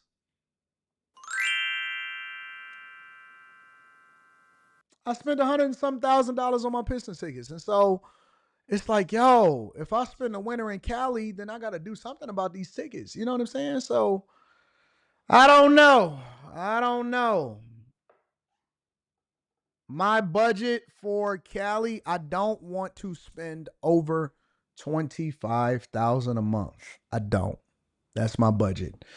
I don't want to, I seen some stuff up there for 20, for 19. I seen a couple for like $16,000 and $17,000 a month. Because I want to be on the water. I want to have the rooftop. I want to have multiple levels. I need at least 4 to 5 bedrooms. And so I seen some really dope stuff.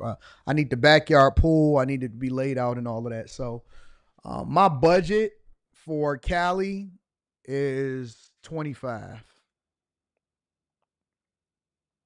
Pistons is not trash. The Pistons is doing phenomenal. That's my budget. It's 25 a month. I don't want to go over 25, but I don't tell the broker that. I tell the broker, yo, my budget is 17, because if you say 25, they're going to bring it all the way up into 25. No, my budget is 17. And so that's my budget. It's 25. And that's not even crazy out there. Like they got, but it'll be a corporate house. It'll be a vlogger's house. And so, it's not going to be my official residence. It's going to be a vlogger's house. It's going to be an actual corporate residence. And so we'll make sure that we accommodate from a business perspective exactly how it is that we're designating it. All right. I'm thinking San Diego. I'm thinking that they got some of the best weather. Anyways, make sure y'all hit a like for the algorithm, subscribe to the channel, and turn on your notifications. No, not to own. I'm not interested in owning anything in California. I'm looking to rent it for 6 months or so. All right. You can find something significantly cheaper, but I'm just not sure that I want to be in the best weather. You know what I'm saying? Anyways, make sure y'all hit a like for the algorithm, subscribe to the channel, and turn on your notifications. Let's move over into the next thing. I want to get over into these layoffs. All right. So, layoffs. Remember when we was talking about the State Department yesterday? Well, I warned you, and it's sweeping everything. I warned you back earlier in the year, late last year. I told you. I said, yo, make sure that you guys are taking care of business and on top of things. Ida Walker says you like California better than Miami. Yes. Yes. That's where I was looking, Rhonda. La Jolla. That's where I was looking. That's exactly where I was looking at my search. I was looking in La Jolla. Is that how you say it? La Jolla? La Jolla? I was looking at La Jolla. That's where I was looking at all of the places. That's where I was looking. So, man, y'all be on it. The chat be on top of things. Y'all not messing around. That's exactly where I was looking at. Yep. You on it, Rhonda. That's my chat. But yes, I do think that California is better than Miami. Now, it depends on the time of the year. I think that Miami in the wintertime is hard to beat than anything. I don't know if you can beat Miami in the winter, but Miami year round, I would overall take California over Miami year round. La Jolla? Is that what you call it? La Jolla? Is La Jolla? Okay. All right. Have you spent some time and been over to Master Irrigation? Have you spent some time over in these places? You should go La Jolla.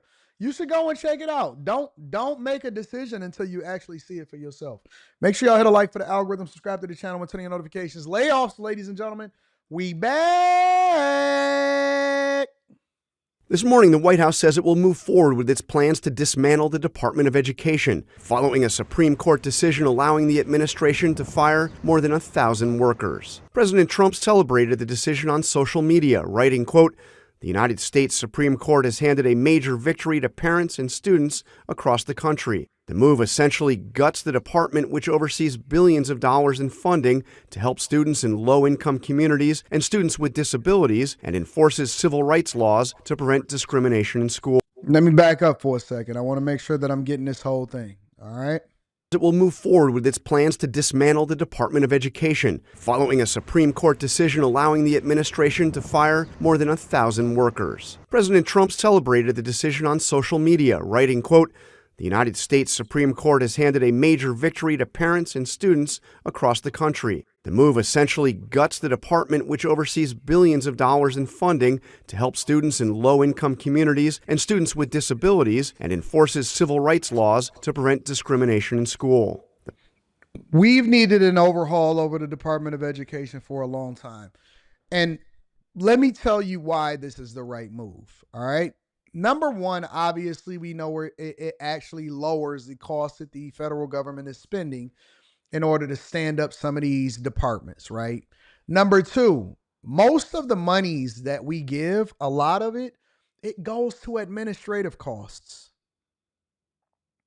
It goes to administrative costs. If you're telling me that we can't make sure that funding is allocated for people with disabilities and so on and so forth, without us having these extreme levels of administrative costs, I'm telling you that you're lying. You're 100% lying. It's just like a nonprofit organization. When you give money to a nonprofit organization, most of them, not all, but most of them, 90% of everything that you donate go towards administrative costs, salaries, buildings, funding, all of this type of stuff. And so that's the finesse, is that they say, hey, you give into a good cause, 10% goes to the cause, 90% goes into making sure that they stand up for a good cause. And so when you're thinking about all of the costs that's associated with it, why do we need all of these people standing around doing nothing when we're not actually changing the policies? We're not actually changing how it is that we administer financial assistance and student loans and all of this stuff. But the Department of Education in itself is bloated. And so what you are basically seeing is I think it was 1,400 people that's in the Department of Education that work for the federal government. They're now facing cuts. They're now facing cuts because nothing is changing as far as the funding. How it is that we administer these things, we're just getting more efficient at doing it. And with the technology and AI and all of this stuff, We don't need all of these people continuing to take all of our tax dollars. Go find something in the private sector. Go start a new company. Go and compete in the workforce. We don't need forever employees in the federal government continuing to throw the Department of Education under the bus. And I'm going to tell you something else. One of the reasons why we need to update the Department of Education, you know what one of the changes that we need to make? We need to make changes when it comes to student loans. We can't keep having people using student loans as a dangling carrot on the Democrat side in order to get y'all to vote for them, promising y'all free things. We can't. We can't. Obviously, y'all not able to think for yourselves. You weren't able to manage as a young person whether you should or shouldn't take out student loans. And so you just took as much as you possibly can. I know people that was taking out student loans for stuff they didn't even need. They got fresh, they bought cars, they had a good time, they went shopping. I know people that use their student loan money for trips, food, all of that stuff. People were using student loan money for stuff that they didn't need it for. 100%. And so because you don't know how to manage your student loans effectively, I think that we should start putting parameters on what you can and can't borrow based off of what you're going into. There should be a limit on student loans. There should be qualifications for student loans. It should not be blanket for people to just to be able to take it out. Unless you're going into this field, you're going into liberal arts, okay, you have a very, very low amount that you can borrow. You can get a Pell Grant, but you have a low, very, very minimal amount that you can borrow if you want to go into arts, or you want to go into African American studies, or you want to go in some random curriculum that particular university opened it up. Gender studies. I don't believe you should be able to. Now, if you are going into the medical profession, if you decide that you want to be a doctor, a surgeon, a neurosurgeon, a lawyer or something, then I think that we should be able to extend a greater leash, a longer leash, more opportunity, because we know that statistically your earning potential is higher.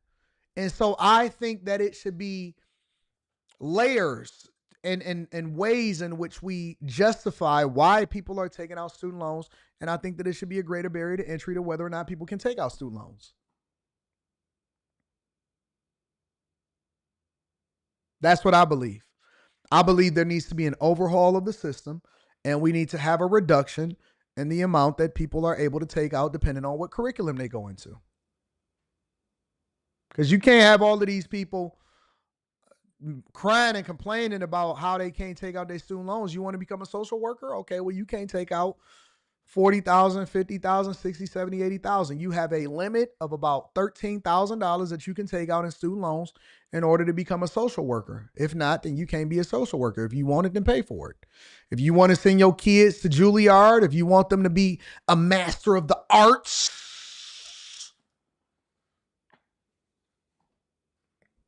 then your parents going to have to pay for it. And I believe in order for people to take out student loans, if you want to go to a diversity, equity, and inclusion degree, if you want to get underwater basket weaving, I believe they first need to go to, and they need to pay for all of their undergrad in community colleges. Make community colleges great again.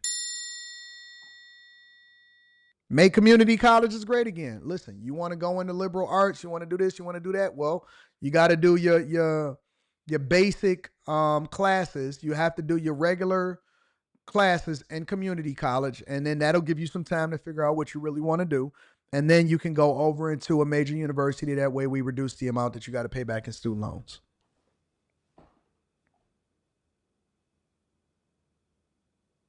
That's how I would do it. That's how I would do it. It would be complete overhaul.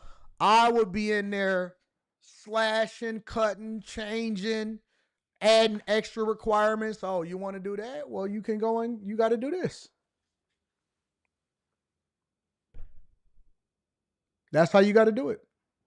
So in that way, later on in life,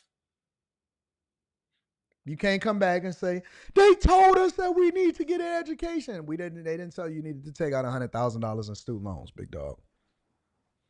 And you'll be able to find out exactly who can and who can't cut it when they go to community college, because community college, that's the proving ground. You're right. That is the proving ground, Onaka. Why is it the proving ground? Because In community college, you got to be self-motivated. On college campuses, a lot of times you do just enough in order to be able to stay on campus. You know what I'm saying? You trying to make sure you get some box. You ain't trying to lose your dorm and all of that type of stuff. And so you there just being a C student. For community college, you can't ain't no staying on campus. You actually got to make moves, baby. You got to actually show up and do your work. And so you got to be self-motivated because it's coming out of your pocket most of the time. And so a lot of people wash out early and they realize that they're not good enough. And so they don't even continue to go. And that way you didn't mess up the bag too much. You just went, you tried out, you didn't make the team. And so now we know that you're just going to be a regular worker. Can you put the fries in the bag, please? And can you make my cup hot? You realize that college wasn't for you and it didn't even cost you $450 a credit hour, $600 a credit hour. You didn't have to go through trial and error at $600 a credit hour. You was able to figure it out. You know what I'm saying? You was able to do it at $60, $75 a credit hour.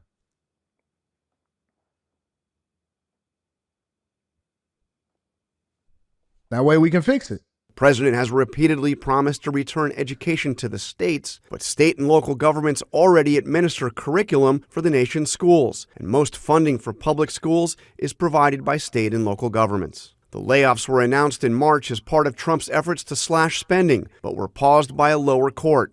Education advocates warn that the coming cuts will leave students without critical support services, from special education to financial aid. This comes as at least 24 states are suing the Trump administration for withholding more than $6 billion in congressionally allocated funding. George, this was a 6-3 decision with the court's 3 liberals in. King says community college should be free. Okay, so let me ask you a question, Sherlock, since y'all so smart. Well, then who is going to pay for the teachers and the facilities and the curriculums and the grading system and all of this other type of stuff? Who's going to pay for the books? Who's going to pay for all of this stuff? If community college is free, right, because you have to maintain campuses and parking and all of this other type of stuff. If community colleges is free, then who pays for it? It was a rhetorical question. Let me answer that for you. Taxpayers would then have to pay for it, which means that the people in your community would have to pay a higher millage on their property taxes in order for you to go and fuck up inside of school. Nothing is free. Somebody somewhere is going to pay for you to be an idiot inside of school. Nothing is free. What you are getting for free, somebody like me that realize that y'all be out here being dumbasses is going to have to pay for it. You know why? Because they're going to put it on the ballot and say, hey, do you want to pay this extra in a millage in order to make sure that community college is at a minimal price for the people that's in the community, and you're going to go over there and mess up, and then we paid for your dumb ass, and then you ain't going to do this. I ain't saying you in particular, but just people in general that want stuff for free. Somebody got to pay for it. What you got to pay for the teachers. You got to pay for the administrators. You got to pay for the counselors. You got to pay for the building. You got to pay for the learning environment. You got to pay for people to be able to there and hoop. You know that court that y'all like to go and hoop at and pretend like you was really D1? Somebody got to pay for that.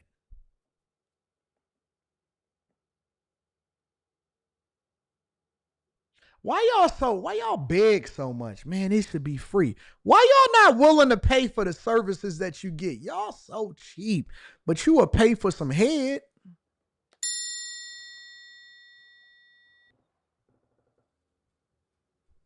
You won't pay to educate yourself so that you can communicate at your job interview and then be able to talk to your employer about what you did for the day, but you will go and pay to get some dome. You will pay for her to kiss the mushroom tip, though, won't you? Y'all can't wait to get overseas. Oh, man, I want to go over to Thailand and get a lady boy. I want a lady boy. Lady boy. Lady boy. Lady boy. You can't wait to get that mystery box. Ooh, look like a girl. May have been a boy. I don't know. We're not going to know until they drop they drawers. Let's turn the lights out and let's be surprised. You are willing to risk it all. You're going to pay for that Spirit flight. You're going to go all overseas. You're going to go to all of the most devious communities. You're not going sightseeing in Sosua. You're going over there to get some box. You will pay for some head without thinking twice. Pay to get your butt rubbed on by a lady boy, but you won't pay for an education. And that's what's wrong with the black community, is because we so obsessed with sex. So obsessed with sex, but we not obsessed with being smart.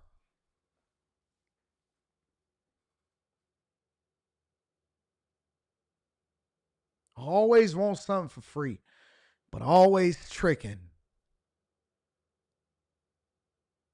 Always leaving, trying to send some money to somebody that you don't know, but then don't want to pay for your education. Hey guys, we was able to lower the cost of education. You can get it for damn near free.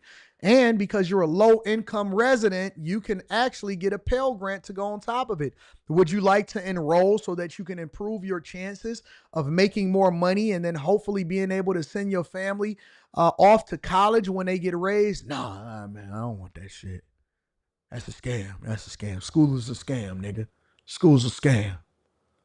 Well, what do you mean, sir? In order for you to get a higher position, because you have to qualify yourself if you want to move into upper management in this organization, you're going to have to actually separate yourself by being better educated. And so this is going to require a degree. No, nigga, school scam school. Education scam, nigga. It's a scam. Why you think that education scam? Cause they keep on telling me to go to school. I ain't use none of this in my regular life. I don't use school in my regular life, nigga. Well, what do you mean you don't use school in your regular life? You have to calculate your taxes, and you need to understand what's happening in the political process, and you definitely are going to have to pay interest payments. And in order for you to lower your tax burden, there's a calculation that goes along with it. I don't care about that. I just pay it. I pay it. I don't care. Well, you do know that you're going to need additional educational requirements in order. Man, skip that school scam, nigga. Scam. Education is a scam, nigga. School is a scam. I ain't learned nothing. Well, that's because you didn't apply yourself. And so if you apply, did you know statistically speaking, you can make more than $1 million more in your lifetime? Now, I don't care about that. Now I just get a trade. If I get tired, I get a trade. You know that going to school to get a trade is you becoming educated, sir. But I ain't got to go to university. I ain't got to go to the same school you go to, because these modern women, that ain't what these do. That ain't what men look for anyway in modern women. Well, sir, we don't tell women not to be educated. We tell them not to lead with their education instead of not, in a relationship, because that doesn't make you better than the person that you're in a relationship for. No, but I don't care. I mean, these women, that's all they care about. They think that they not the most educated, they the most enrolled. Sir, you got that from me. And the context of that is that they're taking on student loans in order to improve their lifestyle, but they then get saddled with student loans. And so I don't want you to get with a woman that got an egregious amount of student loans, because you're going to get Do you understand why I said that? I don't care. Anton said it. MTR said it. They not the most educated. They the most enrolled. Alpha male strategies.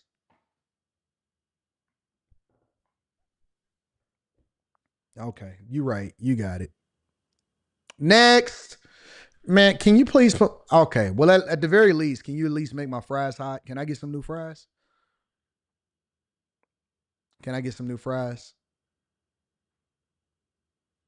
Just put the fries in a bag, bro.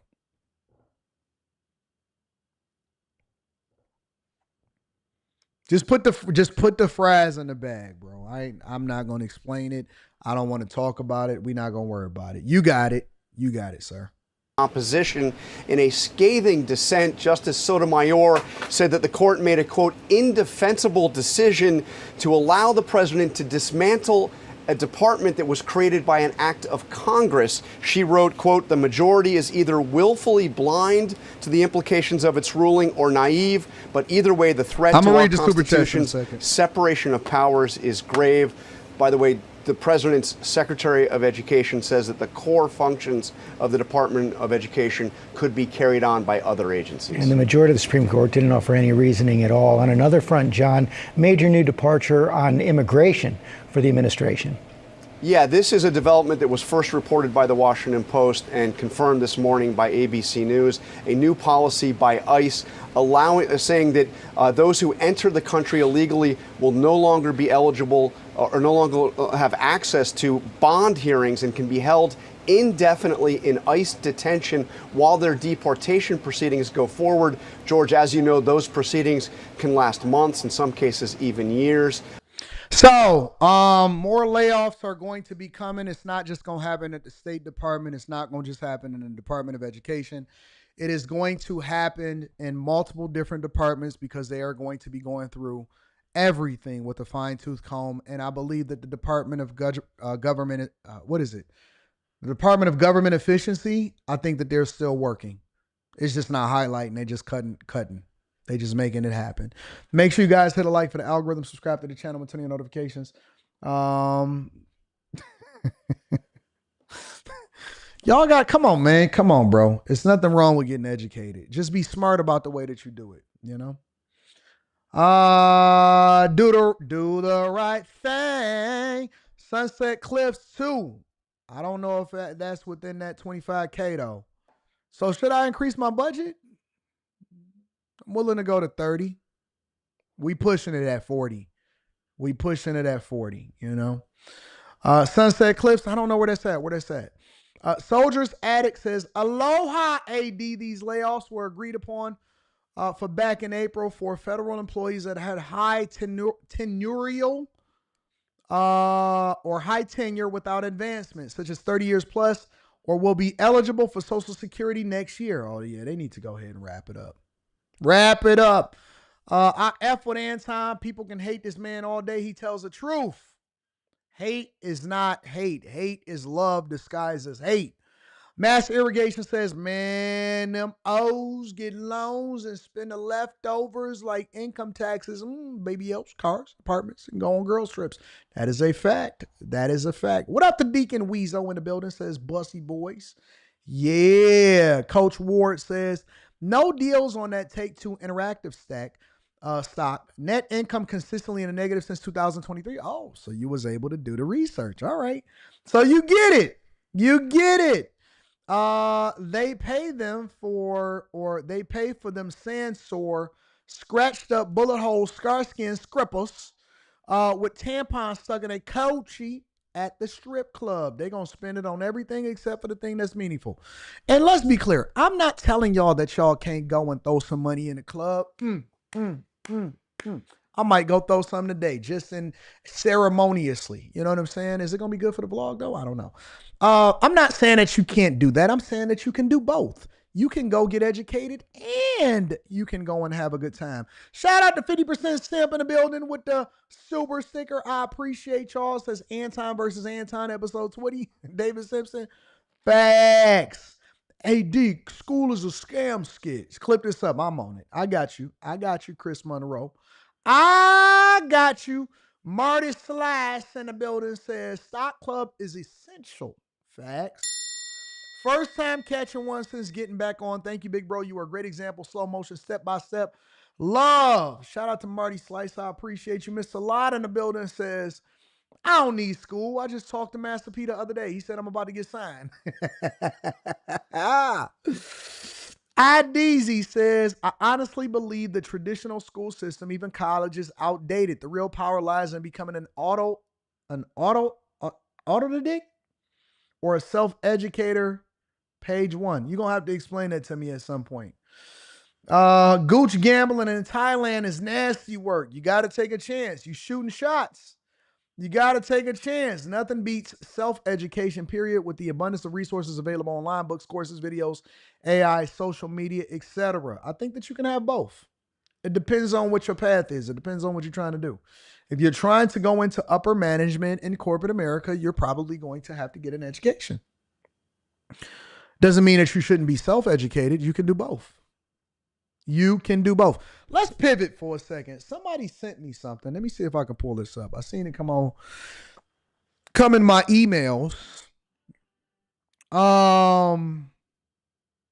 This Baltimore thing for these overdoses. They saying that the Baltimore drug markets is flourishing. Have y'all heard about that?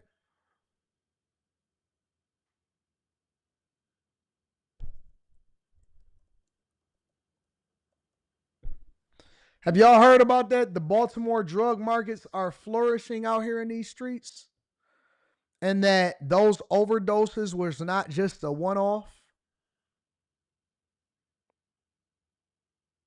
Have y'all heard about that? Yes, no, maybe so. I want to explore this, so I'm going to pivot for a second.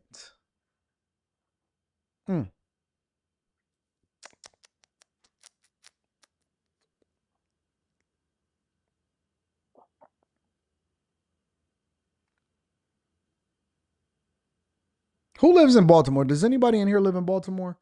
Don't be shy. Don't be shy. Does anybody in here live in Baltimore? I would like to visit Baltimore, but everybody keeps telling me that I shouldn't visit Baltimore. And I say Baltimore is just like any other city, any other hood in the United States of America. What do y'all know about Baltimore? Yeah. What is that from? That's from the Wire. When Snoop would make that call. New details are Oh, nope. Can't do it. We got to go into a different story because I refuse. I 100% refuse.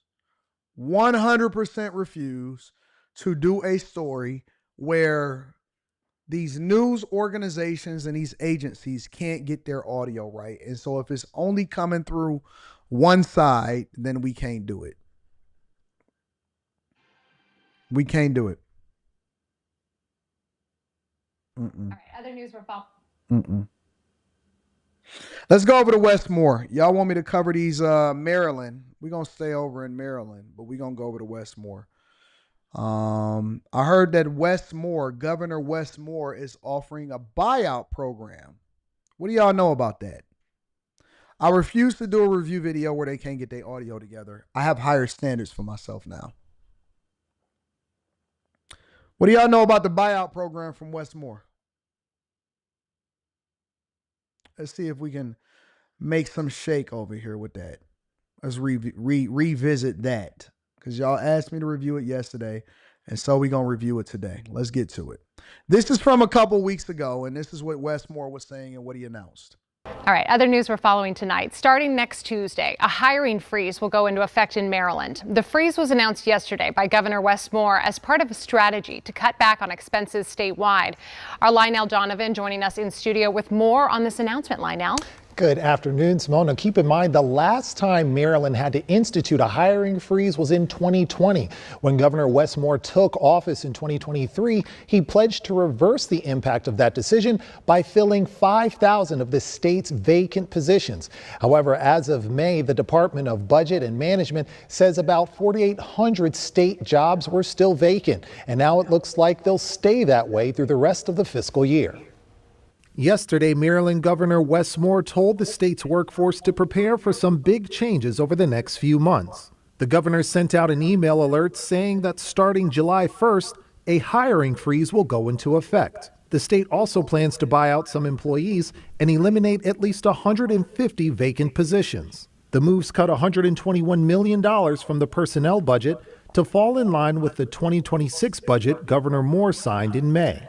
It's not going to. Isn't it funny how people will sit here and have a whole conversation and criticize Trump for laying off employees and right-sizing the government when it comes to the federal level, whether you're talking about the USAID jobs, whether you're talking about the State Department, the Department of Education, so on and so forth. And because he's auditing different departments for fraud, waste, and abuse while at the same time right-sizing the government, nobody has anything to say. Nobody has anything to say whatsoever. But when Wes Moore, who is basically running a deficit in the state of Maryland and running different people out, and they trying to raise taxes, and they're running out the people that actually pay the majority of the taxes in Maryland. And he says, listen, we going to buy people out, AKA we going to lay people off, and we just going to give them a severance package. That's all a buyout is, okay?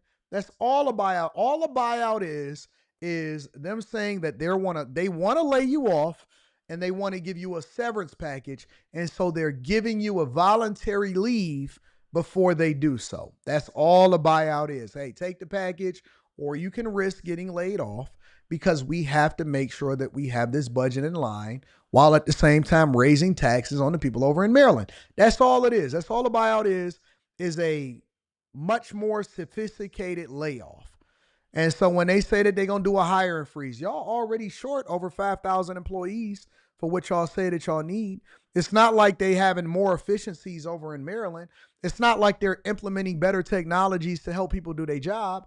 They're just going to have worse services in a worse government that is not ran efficiently, because they're not saying that we're going to have natural attrition or we're going to move people over from different positions in order to fill things that we need. No. We just going to freeze everything, and we're going to buy out everybody, and we're going to figure it out as we go. Horrible, horrible governor. Going to affect live bodies. People are going to continue to provide the services, do the great work they do. Patrick Morin, president of Maryland's largest public employee union, says he was encouraged to see that despite the state's need to cut back, layoffs aren't being considered. He went on to explain how all Marylanders suffer under a doing more with less approach to staffing, as thousands of positions remain unfilled.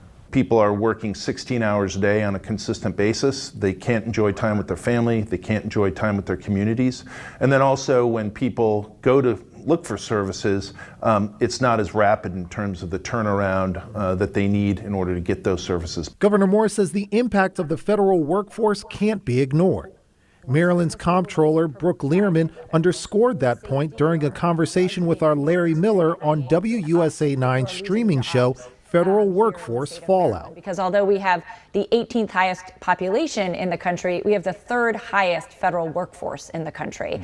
And then it's also hitting our budget at the state level, because we know all of those federal jobs translate into wages that translate into our revenue for the state of Maryland. And it's the direct jobs, it's grants, and then it's also contract jobs. As federal cuts continue, Morin says he'll be pushing to make sure the state has enough staff to get people the help they need. Especially in these tough times when the federal government is cutting jobs under the current administration. They're the 18th largest when it comes to population, but they're the 3rd largest when it comes to the amount of people that they have working for the federal government.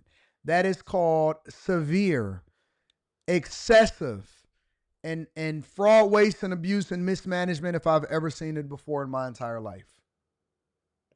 That is called a mismanagement of government resources and an inability to be able to manage your county, your state, your government effectively.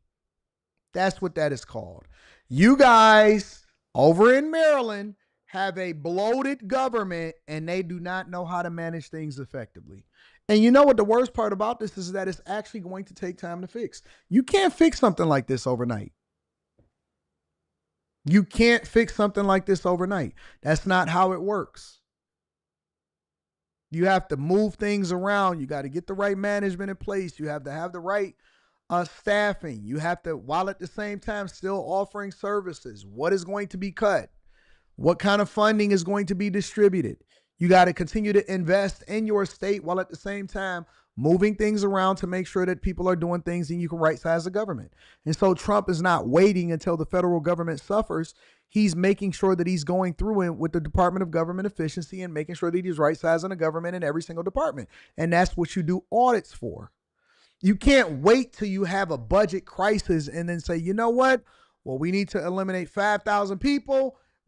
And I don't want to go into what I was teaching y'all inside of the Patreon yesterday, but it takes a long time for things to get right and for things to be fixed. Meanwhile, the people that suffer are what? The people that are staying and paying the taxes. The people that suffer are the ones that stay and pay the taxes. That is the ones that suffer. So what they're basically asking you to do, without being overt about it, because they can't just come out and say, hey, listen, y'all. Let me tell you what they telling y'all in Maryland, okay? Look, it's going to get worse before it get better. You're going to have worse city services. You're going to have an inefficient government. We might have to raise taxes on y'all, and we just want y'all to stick it through, and then eventually, hopefully, it get better. If you keep me elected. That is what they're telling you. It's going to get worse before it gets better. We got to do a reorganization. We haven't ran the government as efficiently as we supposed to. When we got our budget projections for what we need to allocate monies for, we are reactive instead of proactive, and we're asking you guys to endure through it while still paying the same amount in taxes for less services, for a lower quality product. That is what they are asking you guys to do. Stay with us. Hold us down. Keep voting for us. But just know that you're going to have to keep paying the same thing. You're going to have to keep paying the same thing. And the quality of service and your quality of life in this state is going to get worse. But stick around with us. Hold us down. This is your home. This is your home. Why would you uproot your kids? Why would you move your family? You got married here. You had your children. You was raised in this state. You owe us to be loyal to Maryland.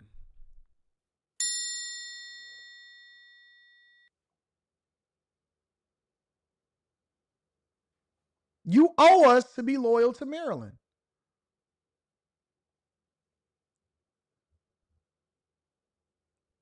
That's what they're telling you.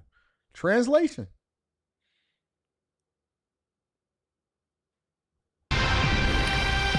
As Maryland tries to balance its budget, Governor Moore is officially launching his voluntary separation program to cut back on state staffing. That's right. Fox 45's Jessica Babb looks into what that program entails and why some say it's a short-term fix. Even though eligible employees who choose to leave could be getting at least $20,000, Republicans like Senator Stephen Hershey are skeptical, saying the program likely won't save enough money, meaning there could be more cuts and fee increases down the line.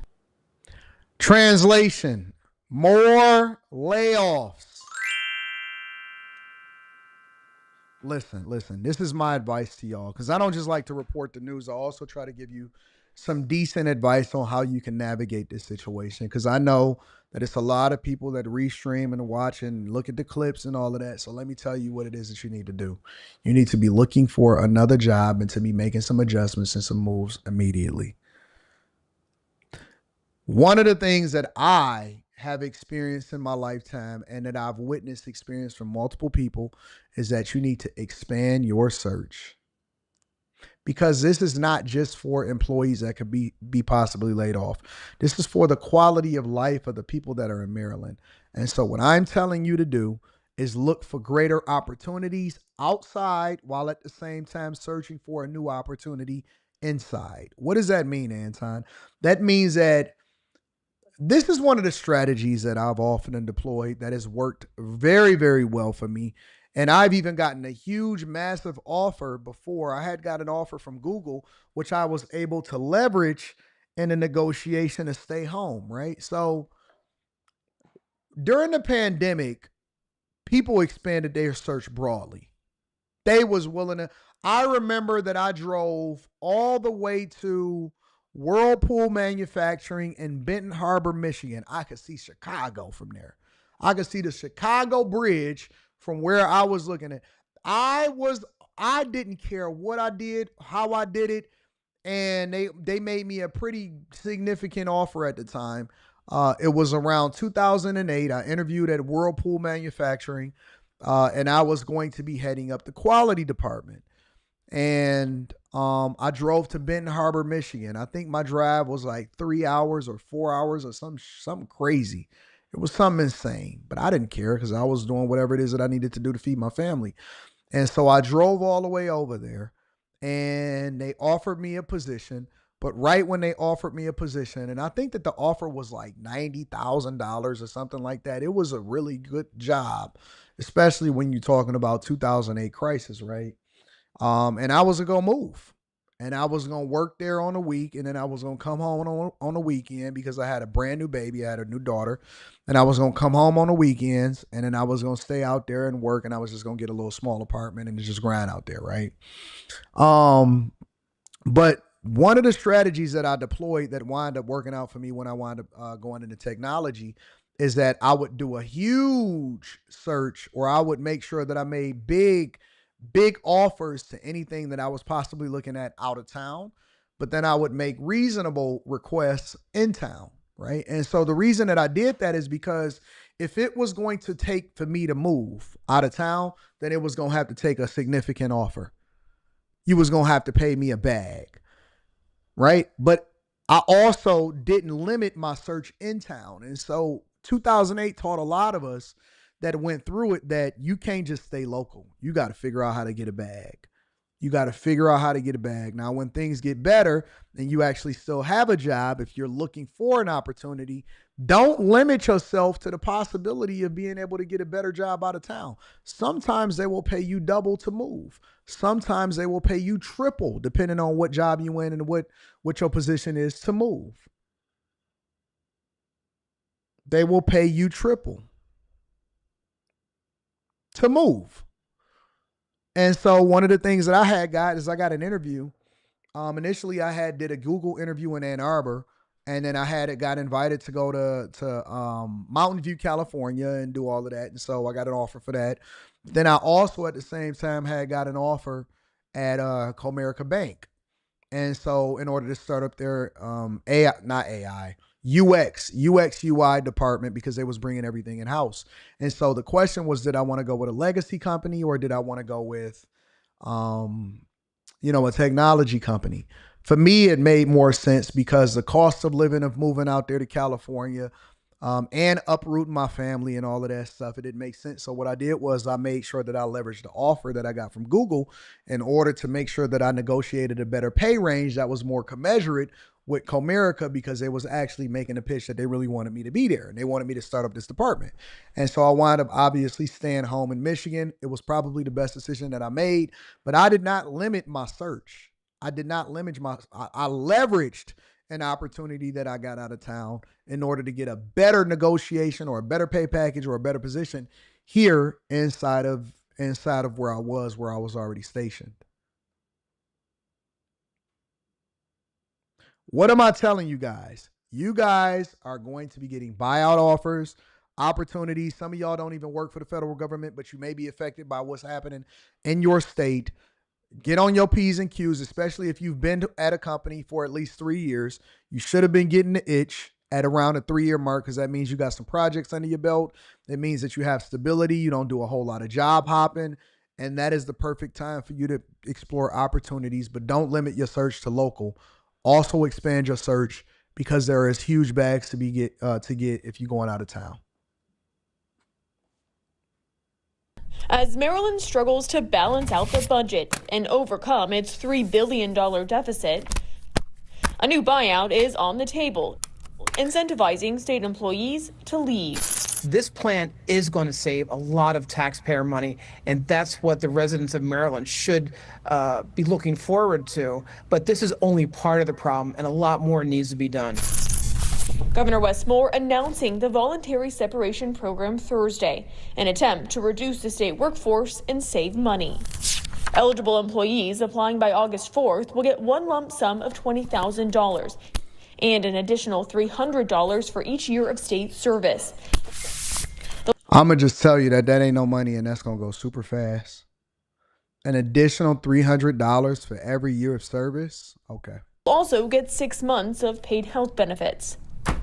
That's really not enough, what we think, to incentivize people to. If I am getting this offer, I am looking for a better job than I'm already doing already. That way, if I get a really good offer, I could take the money, I could take the severance package, I can also get the healthcare coverage, but I could be moving over into a different position. Stop standing pat. Stop sitting there and standing pat. Come on, man. Get on y'all grind. Sometimes the biggest and the best opportunities come when you are facing a disruption in what you got going on. If I'm hearing that, I'm thinking to myself, wait a minute. This could work out for me. Maybe I stay, maybe I don't. But maybe that's a sign for me to start getting myself in a position to where I can apply for different things. That way, when they come with the buyout offer, maybe I got something that's working for me. I also take that money, I move over into another position, and then I level up anyway. That's the way that you're supposed to look at it. Whenever I start to hear stuff like that, buyout, opportunity, layoff, whatever, I'm trying to figure out how I can leverage it. I'm trying to put myself in the best position possible. As a matter of fact, I'm already putting myself in a great position to be able to take advantage of the fact that I didn't expect to be here this long in the first place. And so it's time to make some moves. It's time to make moves. Leave their jobs and to go out. So, and in order for it to be reasonable and be able to work, you have to go after those higher salary individuals. This coming after a hiring freeze was already implemented as the executive branch works to make $121 million in personnel cuts. This earlier letter from the governor says they'll also be eliminating vacant positions, but it's not clear what's on the chopping block. It's good to see that the governor is moving forward with this plan. The problem is that he created this problem in the first place by hiring a lot of state employees when he first came in as governor. Data showing under Governor Wes Moore's administration, the state's workforce has grown by more than 5,000 employees. This isn't about creating big governments. This is about creating a better one. Some of those employees. So ain't it funny how they said all of that stuff and now it's coming back to bite them when they got to lay off employees and they doing buyout offers? I hate Democrats sometimes. I really do. I despise them so much. I despise Democrats in the biggest way possible because I hate the fact that I just did a lot of videos where I was breaking down how Democrats are taking advantage of the people and how even black people are so loyal to liberals, to Democrats, that is actually hurting them and is killing them, and everybody acting like I'm crazy. But they have the footage of them going back and telling y'all, no, this isn't about big government. This is about making sure that we have a better government. You didn't get any better services. Your life didn't improve. You paying more taxes. You hired more people, and it didn't benefit you whatsoever. Now you got to lay off people, and people is looking scared. Oh my God, I can't believe it. They lied to y'all. They lied, and they did not come through and tell you the truth. And now you got to suffer because you made adjustments. You believed them. You voted for them. And now they're going to act like they never said it. Oh, no. This is just about attrition. This is about right sizing. This is about synergies. Y'all keep on going for these people. They don't care about you. They don't care anything about you. Make sure you hit a like for the algorithm. Subscribe to the channel and turn on your notifications. They don't care anything about you. Telling you. I'm just telling you the truth. I'm going to read some of the super chats. I want to get over to Joy Taylor. LDZ says, there's no reason anyone should be left behind as long as they can learn how to educate themselves. Listen, don't put too much stock in educating yourself. Half of y'all can't even read. And I'm talking about men and women. Do the Right Thing says that's near SeaWorld, Mission Valley. I don't care about SeaWorld. Or autodidact means a self-taught person. Okay. All right. I got you. My Right Money Right says Time Dog is crazy and B More. You got to see this ish. You and B More. I live in B More every day and the city is trash and hella potholes. Huh. Nichelle says, I will never understand how Moore was handed a surplus from his predecessor and still fumbled the budget in one term. Well, because he just told you. They overhired, they oversaturated. Democrats, and I've been telling y'all this for a long time, Democrats believe in bigger government, more restrictions, more regulations, more red tape, more of everything that don't actually benefit people, and they give you a lifetime to be able to stand in there. And so this is one of the reasons why y'all operating at a budget deficit. He get handed a surplus. Now we got a deficit. Guess what? Blame Trump. Blame Trump, y'all. No reason at all. Let's just blame Trump. Blame Trump. Every time. Democrats believe in bigger government. Republicans believe in smaller government. Now, that don't mean that every Republican is a good politician. But that's the basic premise of what the difference is between Democrats and Republicans. Let me get over to Joy Taylor real quick. All right, I want to cover this Joy Taylor real quick because she got fired. So let me pull up the article.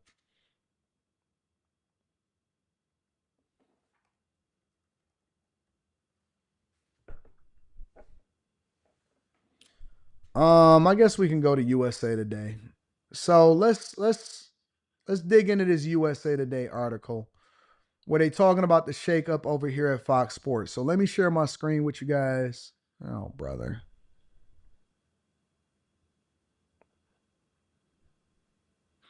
Let me share my screen with you guys, and then we're going to cover this because this is a really big story. Everybody catching on to it. I did a review video of it. And so I want to make sure that we had this conversation. Close that, open that. So Joy Taylor, ladies and gentlemen, why is Joy Taylor the one that is brought to the forefront of the congregation when it comes to this whole firing situation? Well, no worries. I'll tell you why. I'll fill you in. The reason why Joy Taylor is the person that is being the forefront, the face of this recent layoff and firing and shakeup is because Joy Taylor has largely been in the news for a long time now, because I have been covering and following the lawsuits, and I have been covering and following what is happening with Joy Taylor because she cannot stay out of the algorithm, even though she is not getting any motion. Joy Taylor, and a lot of people actually want to see her fail. I don't want to see her fail. I don't. I have three main pillars that I stand on when it comes to how I feel about people and what I wish on people. Number one, I don't wish jail on people. If somebody deserves to go to jail, then I think that they deserve their day in court unless they confess, and then we go from there. But I'm not just going to automatically wish jail on somebody. If somebody deserves to go to jail because they committed a certain crime, then that's understandable. The second thing, I don't wish death on people. I believe that in redemption, I believe in changing your life, and I believe that all of us at some point probably did some things that we're not supposed to do. And so, redemption is possible. So I'm not going to wish death on people. And of course, I'm using this broadly. There are some people that's just monsters that probably deserve to die. But let's just, for the sake of conversation, look at it broadly. And the last thing that I do not wish on people is for people to lose their money, monetization, broke, get laid off, lose a job, so on and so forth. But it doesn't mean that I'm not going to have the conversation about what is being reported, because she is a public figure and she is in entertainment, and she was on a show on Fox Sports called Speak. And more importantly, there was a recent lawsuit where she was accused of sleeping her way to the top and possibly leveraging a Me Too statement in order to preserve her job if she was ever in a position to get laid off. Now, one of the people that was being accused in that lawsuit was her boss, the producer of Speak and several other shows that is being axed off of Fox Sports. 3 shows, as a matter of fact, all 3 of the shows that he was in charge of, that he allegedly put her in or put her on. And so this show, right, Speak, is one of many that is being axed off of Fox Sports. Let's deep dive into it a little bit. It says Joy Taylor is out at Fox Sports amid a lineup shakeup per the report. It says that Joy Taylor is out at Fox Sports, and so is her show Speak, along with 2 other programs in the FS1 weekday lineup, meaning that it comes on 5 days a week. Breakfast Ball, The Facility are also on the chopping block, according to The Athletic, with Taylor's dramatic few months at the network culminating in her exit. The 38-year-old was named in one of 2 lawsuits against former Fox programming executive Charlie Dixon. That is the guy that produced and then also put together these shows that you see operating on Fox Sports 1 that is now being removed, who was fired from the network in April. We knew that this was coming because you can't have this massive of a lawsuit and all of these accusations and people saying the things that they're saying And especially if there's some truth to it, you are going to get removed. And if he gets removed, then you have to start paying attention to everything that he puts together. Because usually what happens is when a lawsuit comes, if you are not an exceptional talent, let me say that again for the people in the back. If you are not an exceptional talent that brings in an egregious amount of money, there is no reason for the network to stick by you. If you middling, if you are a losing proposition, if your show really ain't that good, if you're not making no waves in the headlines, if your competition is continuing to beat the fuck out of you every single morning and you can't make no inroads because you can't produce a better show and you just there and the ratings ain't slapping, guess what? Time to go. Time to go. It's the same thing that happens at every other network. It just so happens to be Joy Taylor and sports on this one. It happens at MSNBC. It happens at Fox. It happens at CNN. It happens at ABC. It happens at ESPN. It happens at every single juncture. If you are not high producing, you will be axed. Now, you can get away with having big old cans and jugs if people are tuning in and you getting numbers. You can get away with being disrespectful. You can say some wild things because you are a high producer. Often at times, big time high producers, they are the ones that have the most to say because they can brag and they can back it up. You know why? You know why? Because the numbers say so. Because the numbers say so. When you, listen. If you are not a money maker, you have to shut the hell up and try to hope and pray that you can survive. If you are a money maker, if you are a generational talent, if you are a great content creator, you have a much longer leash than everybody else. Because they don't want to lose you. They don't want to lose you. But when the heads start to roll, I said it, I predicted it, I said it during the lawsuit that it was only a matter of time for this thing to play out how it was going to play out. You know why? Because nobody cared about Speak. Nobody cared about, what's the name of the other show? I don't even know what the other show is. Breakfast Ball, and nobody cared about the facility. Nobody watched any of that nonsense, right? So it says in a suit that named Taylor Notion Farahi, a makeup artist accused Dixon of sexual battery and alleged that Taylor told her to get over it. Taylor denied the allegation, but she did spend 2 weeks off the air in late February and early March. Her contract with Fox was set to expire sometime this summer. Worst time. And your contract is coming up, so they don't even have to pay you a portion of your contract. They just let it ride out. Also, hosted on Speak was Paul Pierce and Keyshawn Johnson. I'll tell you something else. I believe a couple of other things. I can't substantiate this, but you just got to start paying attention to it. Remember when Joy Taylor and Taylor Rooks started the channel Too Personal, and then all of this lawsuit stuff started coming out, and then all of a sudden you didn't see any more Taylor Rooks, and then Joy Taylor removed everything and she did a revamp, and then she started her own YouTube channel and she started to get things popping off. I believe that what you started to see was a direct effect or a direct impact of what they already anticipated happening. I don't believe that this is new. I don't believe that any of these people, Paul Pierce, Emmanuel Ocho, Joy Taylor, all of these people, I don't believe that they're like surprised that this is happening. I think that they probably surprised that it didn't happen sooner. But guess what you started to see? You started to see people take more seriously what they were doing individually. You started to see people take more seriously what they were doing individually. Shout out to Paul Pierce. I actually like some of what he's putting out on his new platform, The Truth After Dark. But guess what? Paul Pierce started really putting out that individual content on YouTube and other platforms just recently, they just started pumping out crazy content. All of a sudden, you see Joy Taylor doing the Joe Budden podcast. She making her rounds. She's starting to post more on TikTok and Instagram. All of a sudden, she got new episodes every other week, every week on her own 2 personal channel. It's not doing no numbers. It's not popping. But they're trying to make sure that they have a cushion. They're trying to make sure that they can go independent, in my opinion.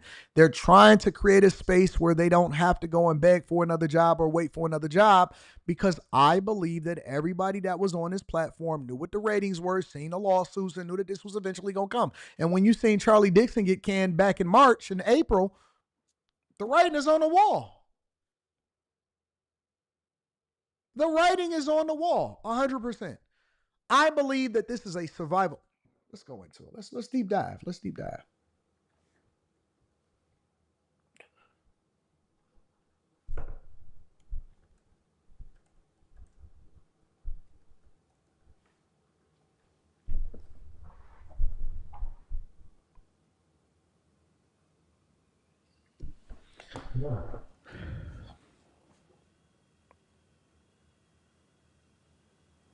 It's not hidden. Not hidden. They just getting the shows don't really have no direction. They just throwing anybody on there. They having anybody that just pull up. You could be a fighter. You can be a comedian. You could be, who is this? A 19 Keys, all of this stuff. It's not enough. I can tell you right now, as a content creator that do crazy numbers, as a content creator that do crazy numbers,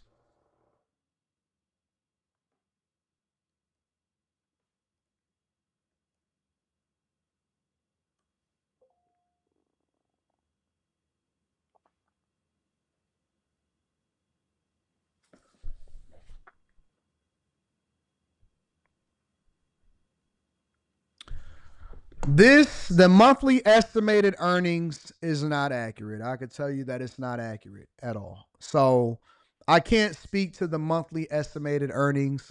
It's not even close. I could tell you definitively. The bag chasers know how much I make a month, and this is not accurate. If you want to go channel metrics over the last, let's say, hold on, let me go back. Channel metrics over the last 14 days. She got 1,500, so she's averaging 1,500 subscribers over the last 30 days.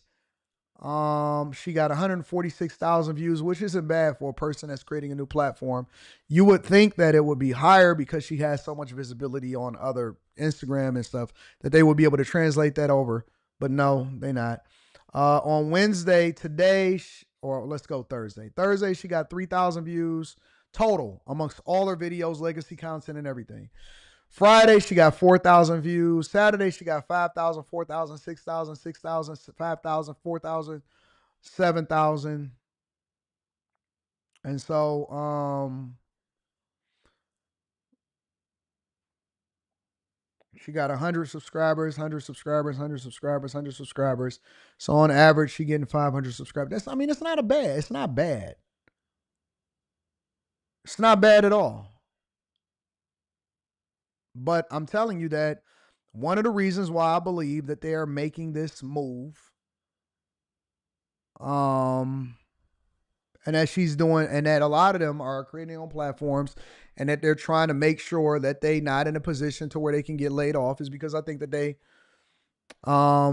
see the writing on the wall. Is this enough to actually replace your income? Not even close. Not even close.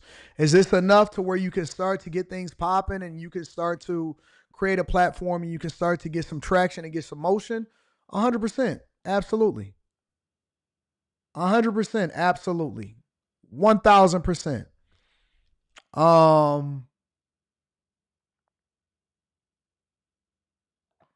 Y'all saying that she just getting started. No, she's not just getting started. This channel has been in the works and popping. This is multiple seasons. This is not new.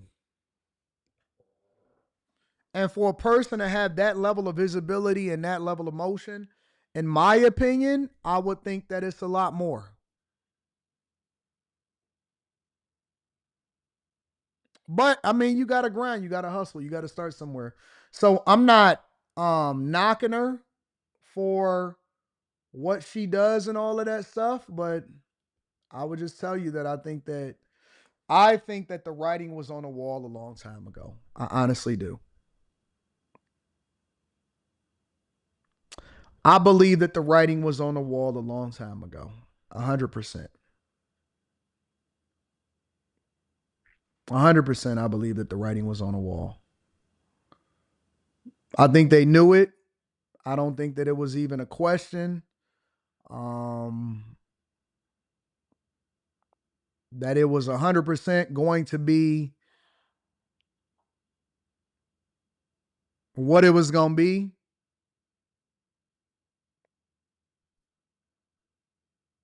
I don't think that they confused about it at all. Not even a little bit. So, mine's in the same period over the last month was crazy. So just on the I could show you mine just on the Anton Daniels channel alone. Just for comparative purposes, and I don't compare it because I know that I've been doing it for a lot longer and I got a much bigger audience and all of that other type of stuff. So, but just from a content creation perspective over the last month, literally over the last 30 days, comparatively 54 million views, 2.4 million watch hours, 106,000 plus subscribers in the same period. So I'm able to look at and see exactly, and that's just for the Anton Daniels channel. I'm able to look at it and see it more clearly and know exactly what that translates into. Long form content, all of that type of stuff. YouTube is a different animal. YouTube is a completely different beast. It's a completely different animal.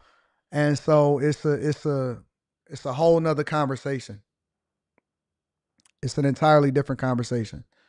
You know what I'm saying? So yeah, man, it's crazy. It is absolutely crazy. What else do y'all want me to cover? What else we talking about?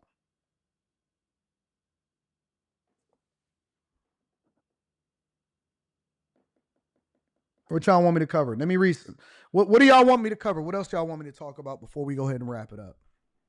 I got time for one more.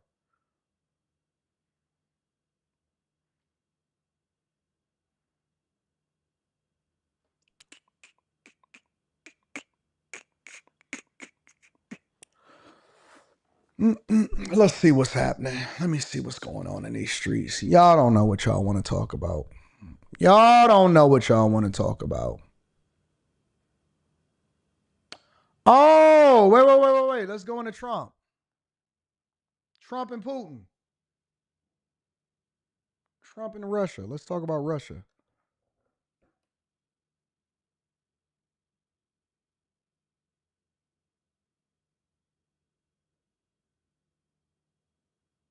Let's go into Trump. I have to cover this one. I can't ignore this one. I talked about Epstein yesterday. I did. I talked about Epstein yesterday. So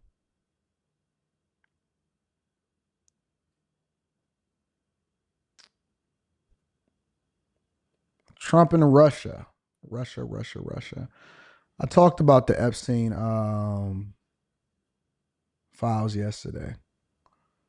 What is that? 6? Let's go into 6.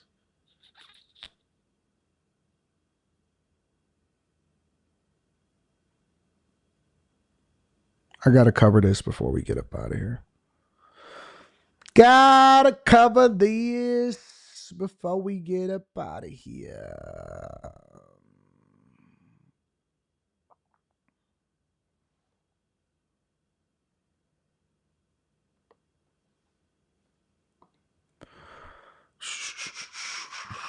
President Trump is giving Russian President Vladimir Putin an ultimatum to end the war in Ukraine. He says the U.S. will impose 100% tariffs on countries that do business with Russia. That's if there's no peace deal within 50 days. Trump expressed his frustration with Russian President Vladimir Putin in a phone interview with our partners at the BBC. I'm disappointed in him, but I'm not done with him, but I'm disappointed in him. So we had a deal done 4 times, and then you go home and you see he just attacked a nursing home or something in Kiev. I said, what the hell was that all about? We've got team coverage on this for you this morning. Remy Inocencio is digging into the impact tariffs could have. But let's begin with Natalie Brand at the White House. Good morning, Natalie. Update us on the president's current position against Russia and really where it leaves Trump's relationship with Putin that we've been discussing for a week or so now. Yeah, good morning, Errol. Well, now we have this 50-day deadline. And as you outlined, if a ceasefire or some sort of peace deal is not reached in that time frame, then the president is threatening these 100% secondary tariffs on countries that buy oil and other goods from Russia to try to limit its funding of its war efforts. Now, because of the economic and trade relationships with countries that buy Russian oil, like you're talking about China, some experts say this as a way to try to bring Russian President Putin to the negotiating table, but really wonder about the actual feasibility of carrying it out if it were to get to that point. That 100% rate is also far lower than what that bipartisan Senate bill proposed, up to 500% on countries that buy Russian oil. But the senators who co-authored that bill, Senators Lindsey Graham and Richard Blumenthal, both commended the president's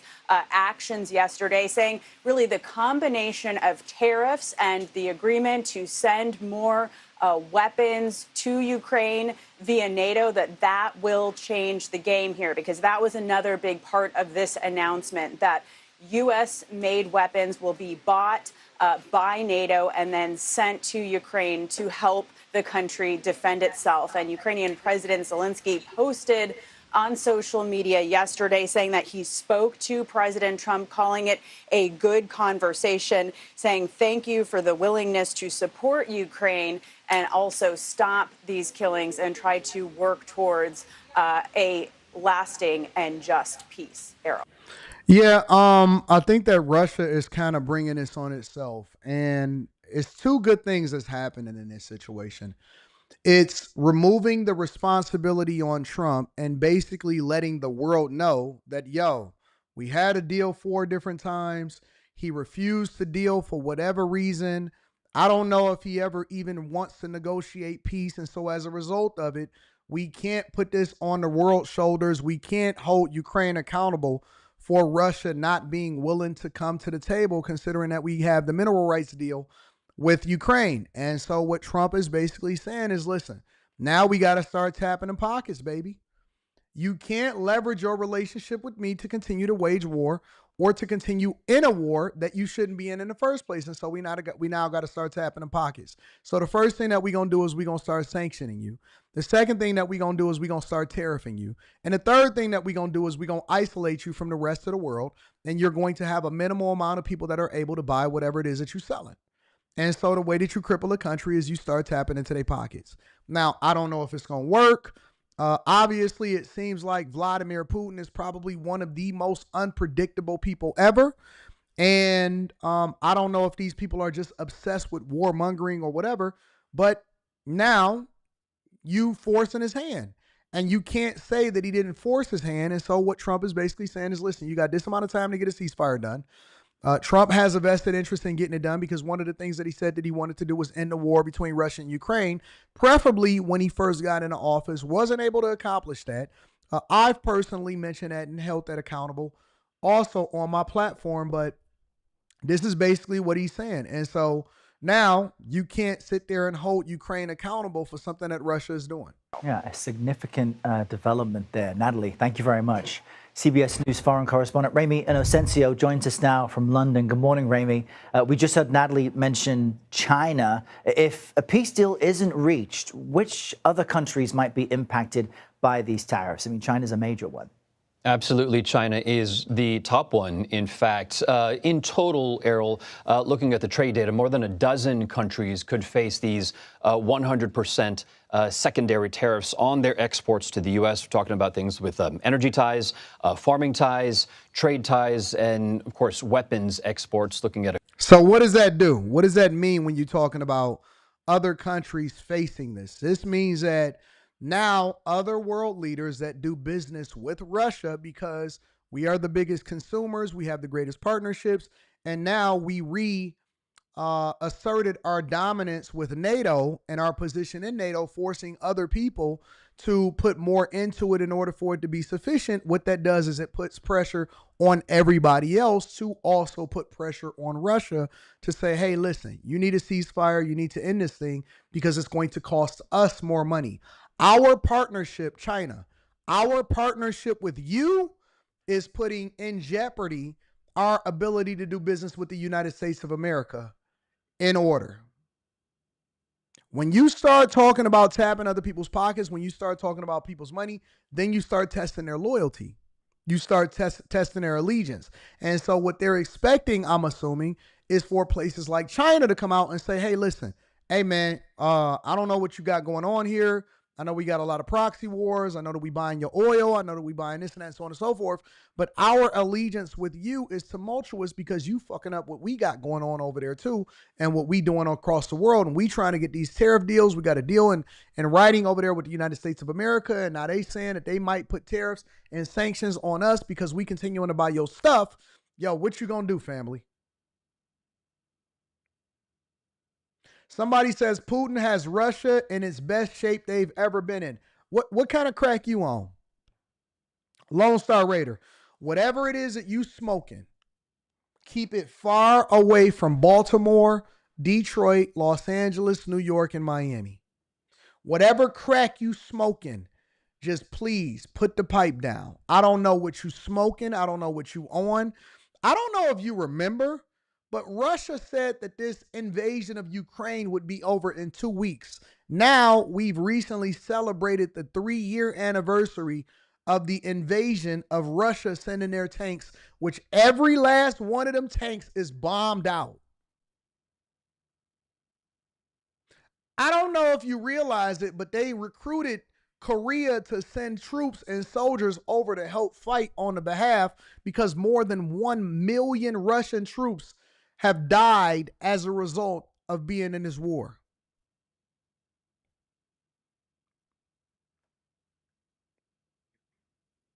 Oh, he trolling? Okay, well, maybe he trolling. I feel you. I feel you. I like a good troll. That was a good troll.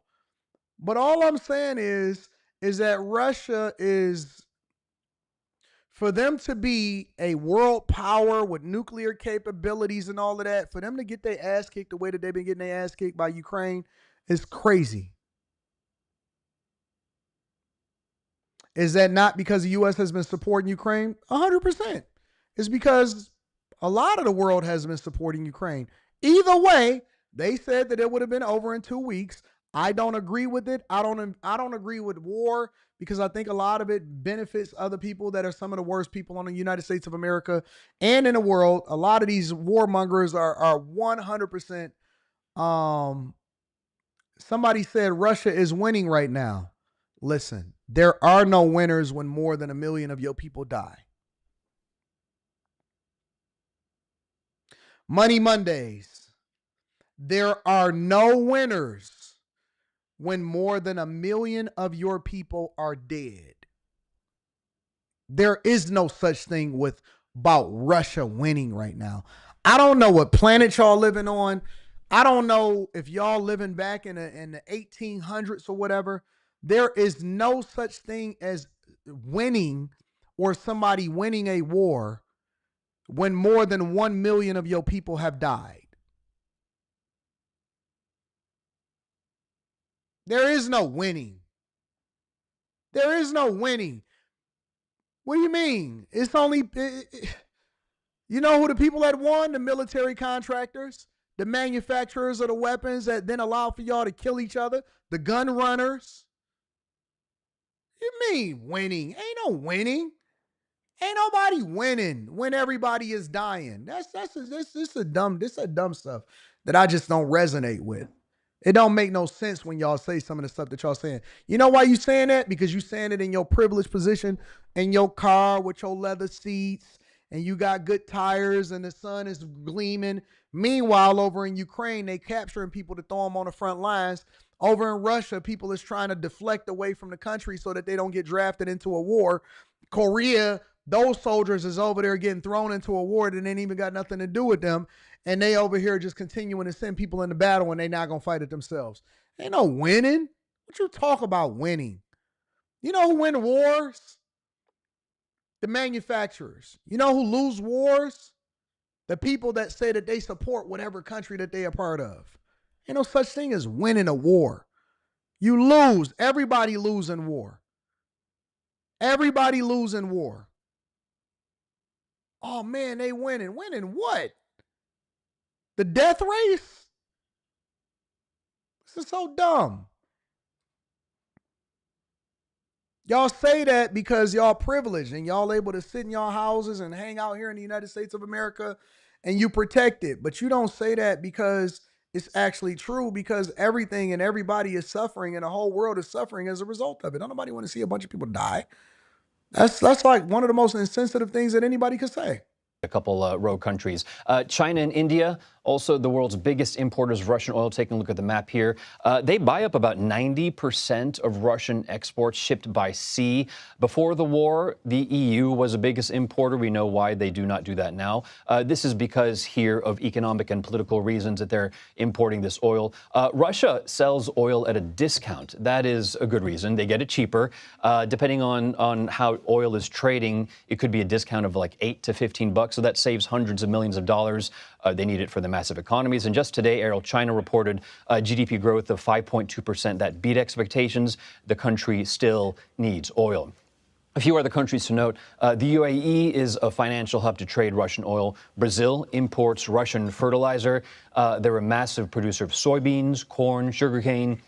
In Asia, Vietnam and Thailand also import fuel and grain. The aim here, as Natalie was alluding to make governments just really so nervous that Americans would stop buying the goods that these countries make and then potentially source them from other countries. We do have some reaction from the Kremlin. Russia's former president, Dmitry Medvedev, has come out saying that Trump issued a theatrical ultimatum, that the world shuddered, Europe was disappointed, but that Russia didn't care. And I have to say, looking at the Russian stock market, it actually rose 2.7%. The ruble also rose, so that is some kind of data there that is supporting the idea that Russians are taking this and it's washing off of them. And also, yes. Hopefully we can end this war, because really, ultimately, I don't support the dying of people on the behalf of leaders and people that are willing to send their people into war. I just don't believe in that. I don't believe in it. I don't like it. I'm not a supporter of it. All of these world wars that we've been in previously, there were no winners. There's just more people dying. It's just more people dying. So anyways, make sure you guys hit a like for the algorithm, subscribe to the channel and turn on your notifications. Good show today. Good show today, as usual. You guys have been absolutely awesome. You are great. I love y'all. I appreciate y'all. We got after hours tonight. I don't know what's going to happen on after hours. Got after hours tonight. All right. Love y'all. I appreciate y'all. I'm not going to keep on giving y'all 3 hours of greatness every day.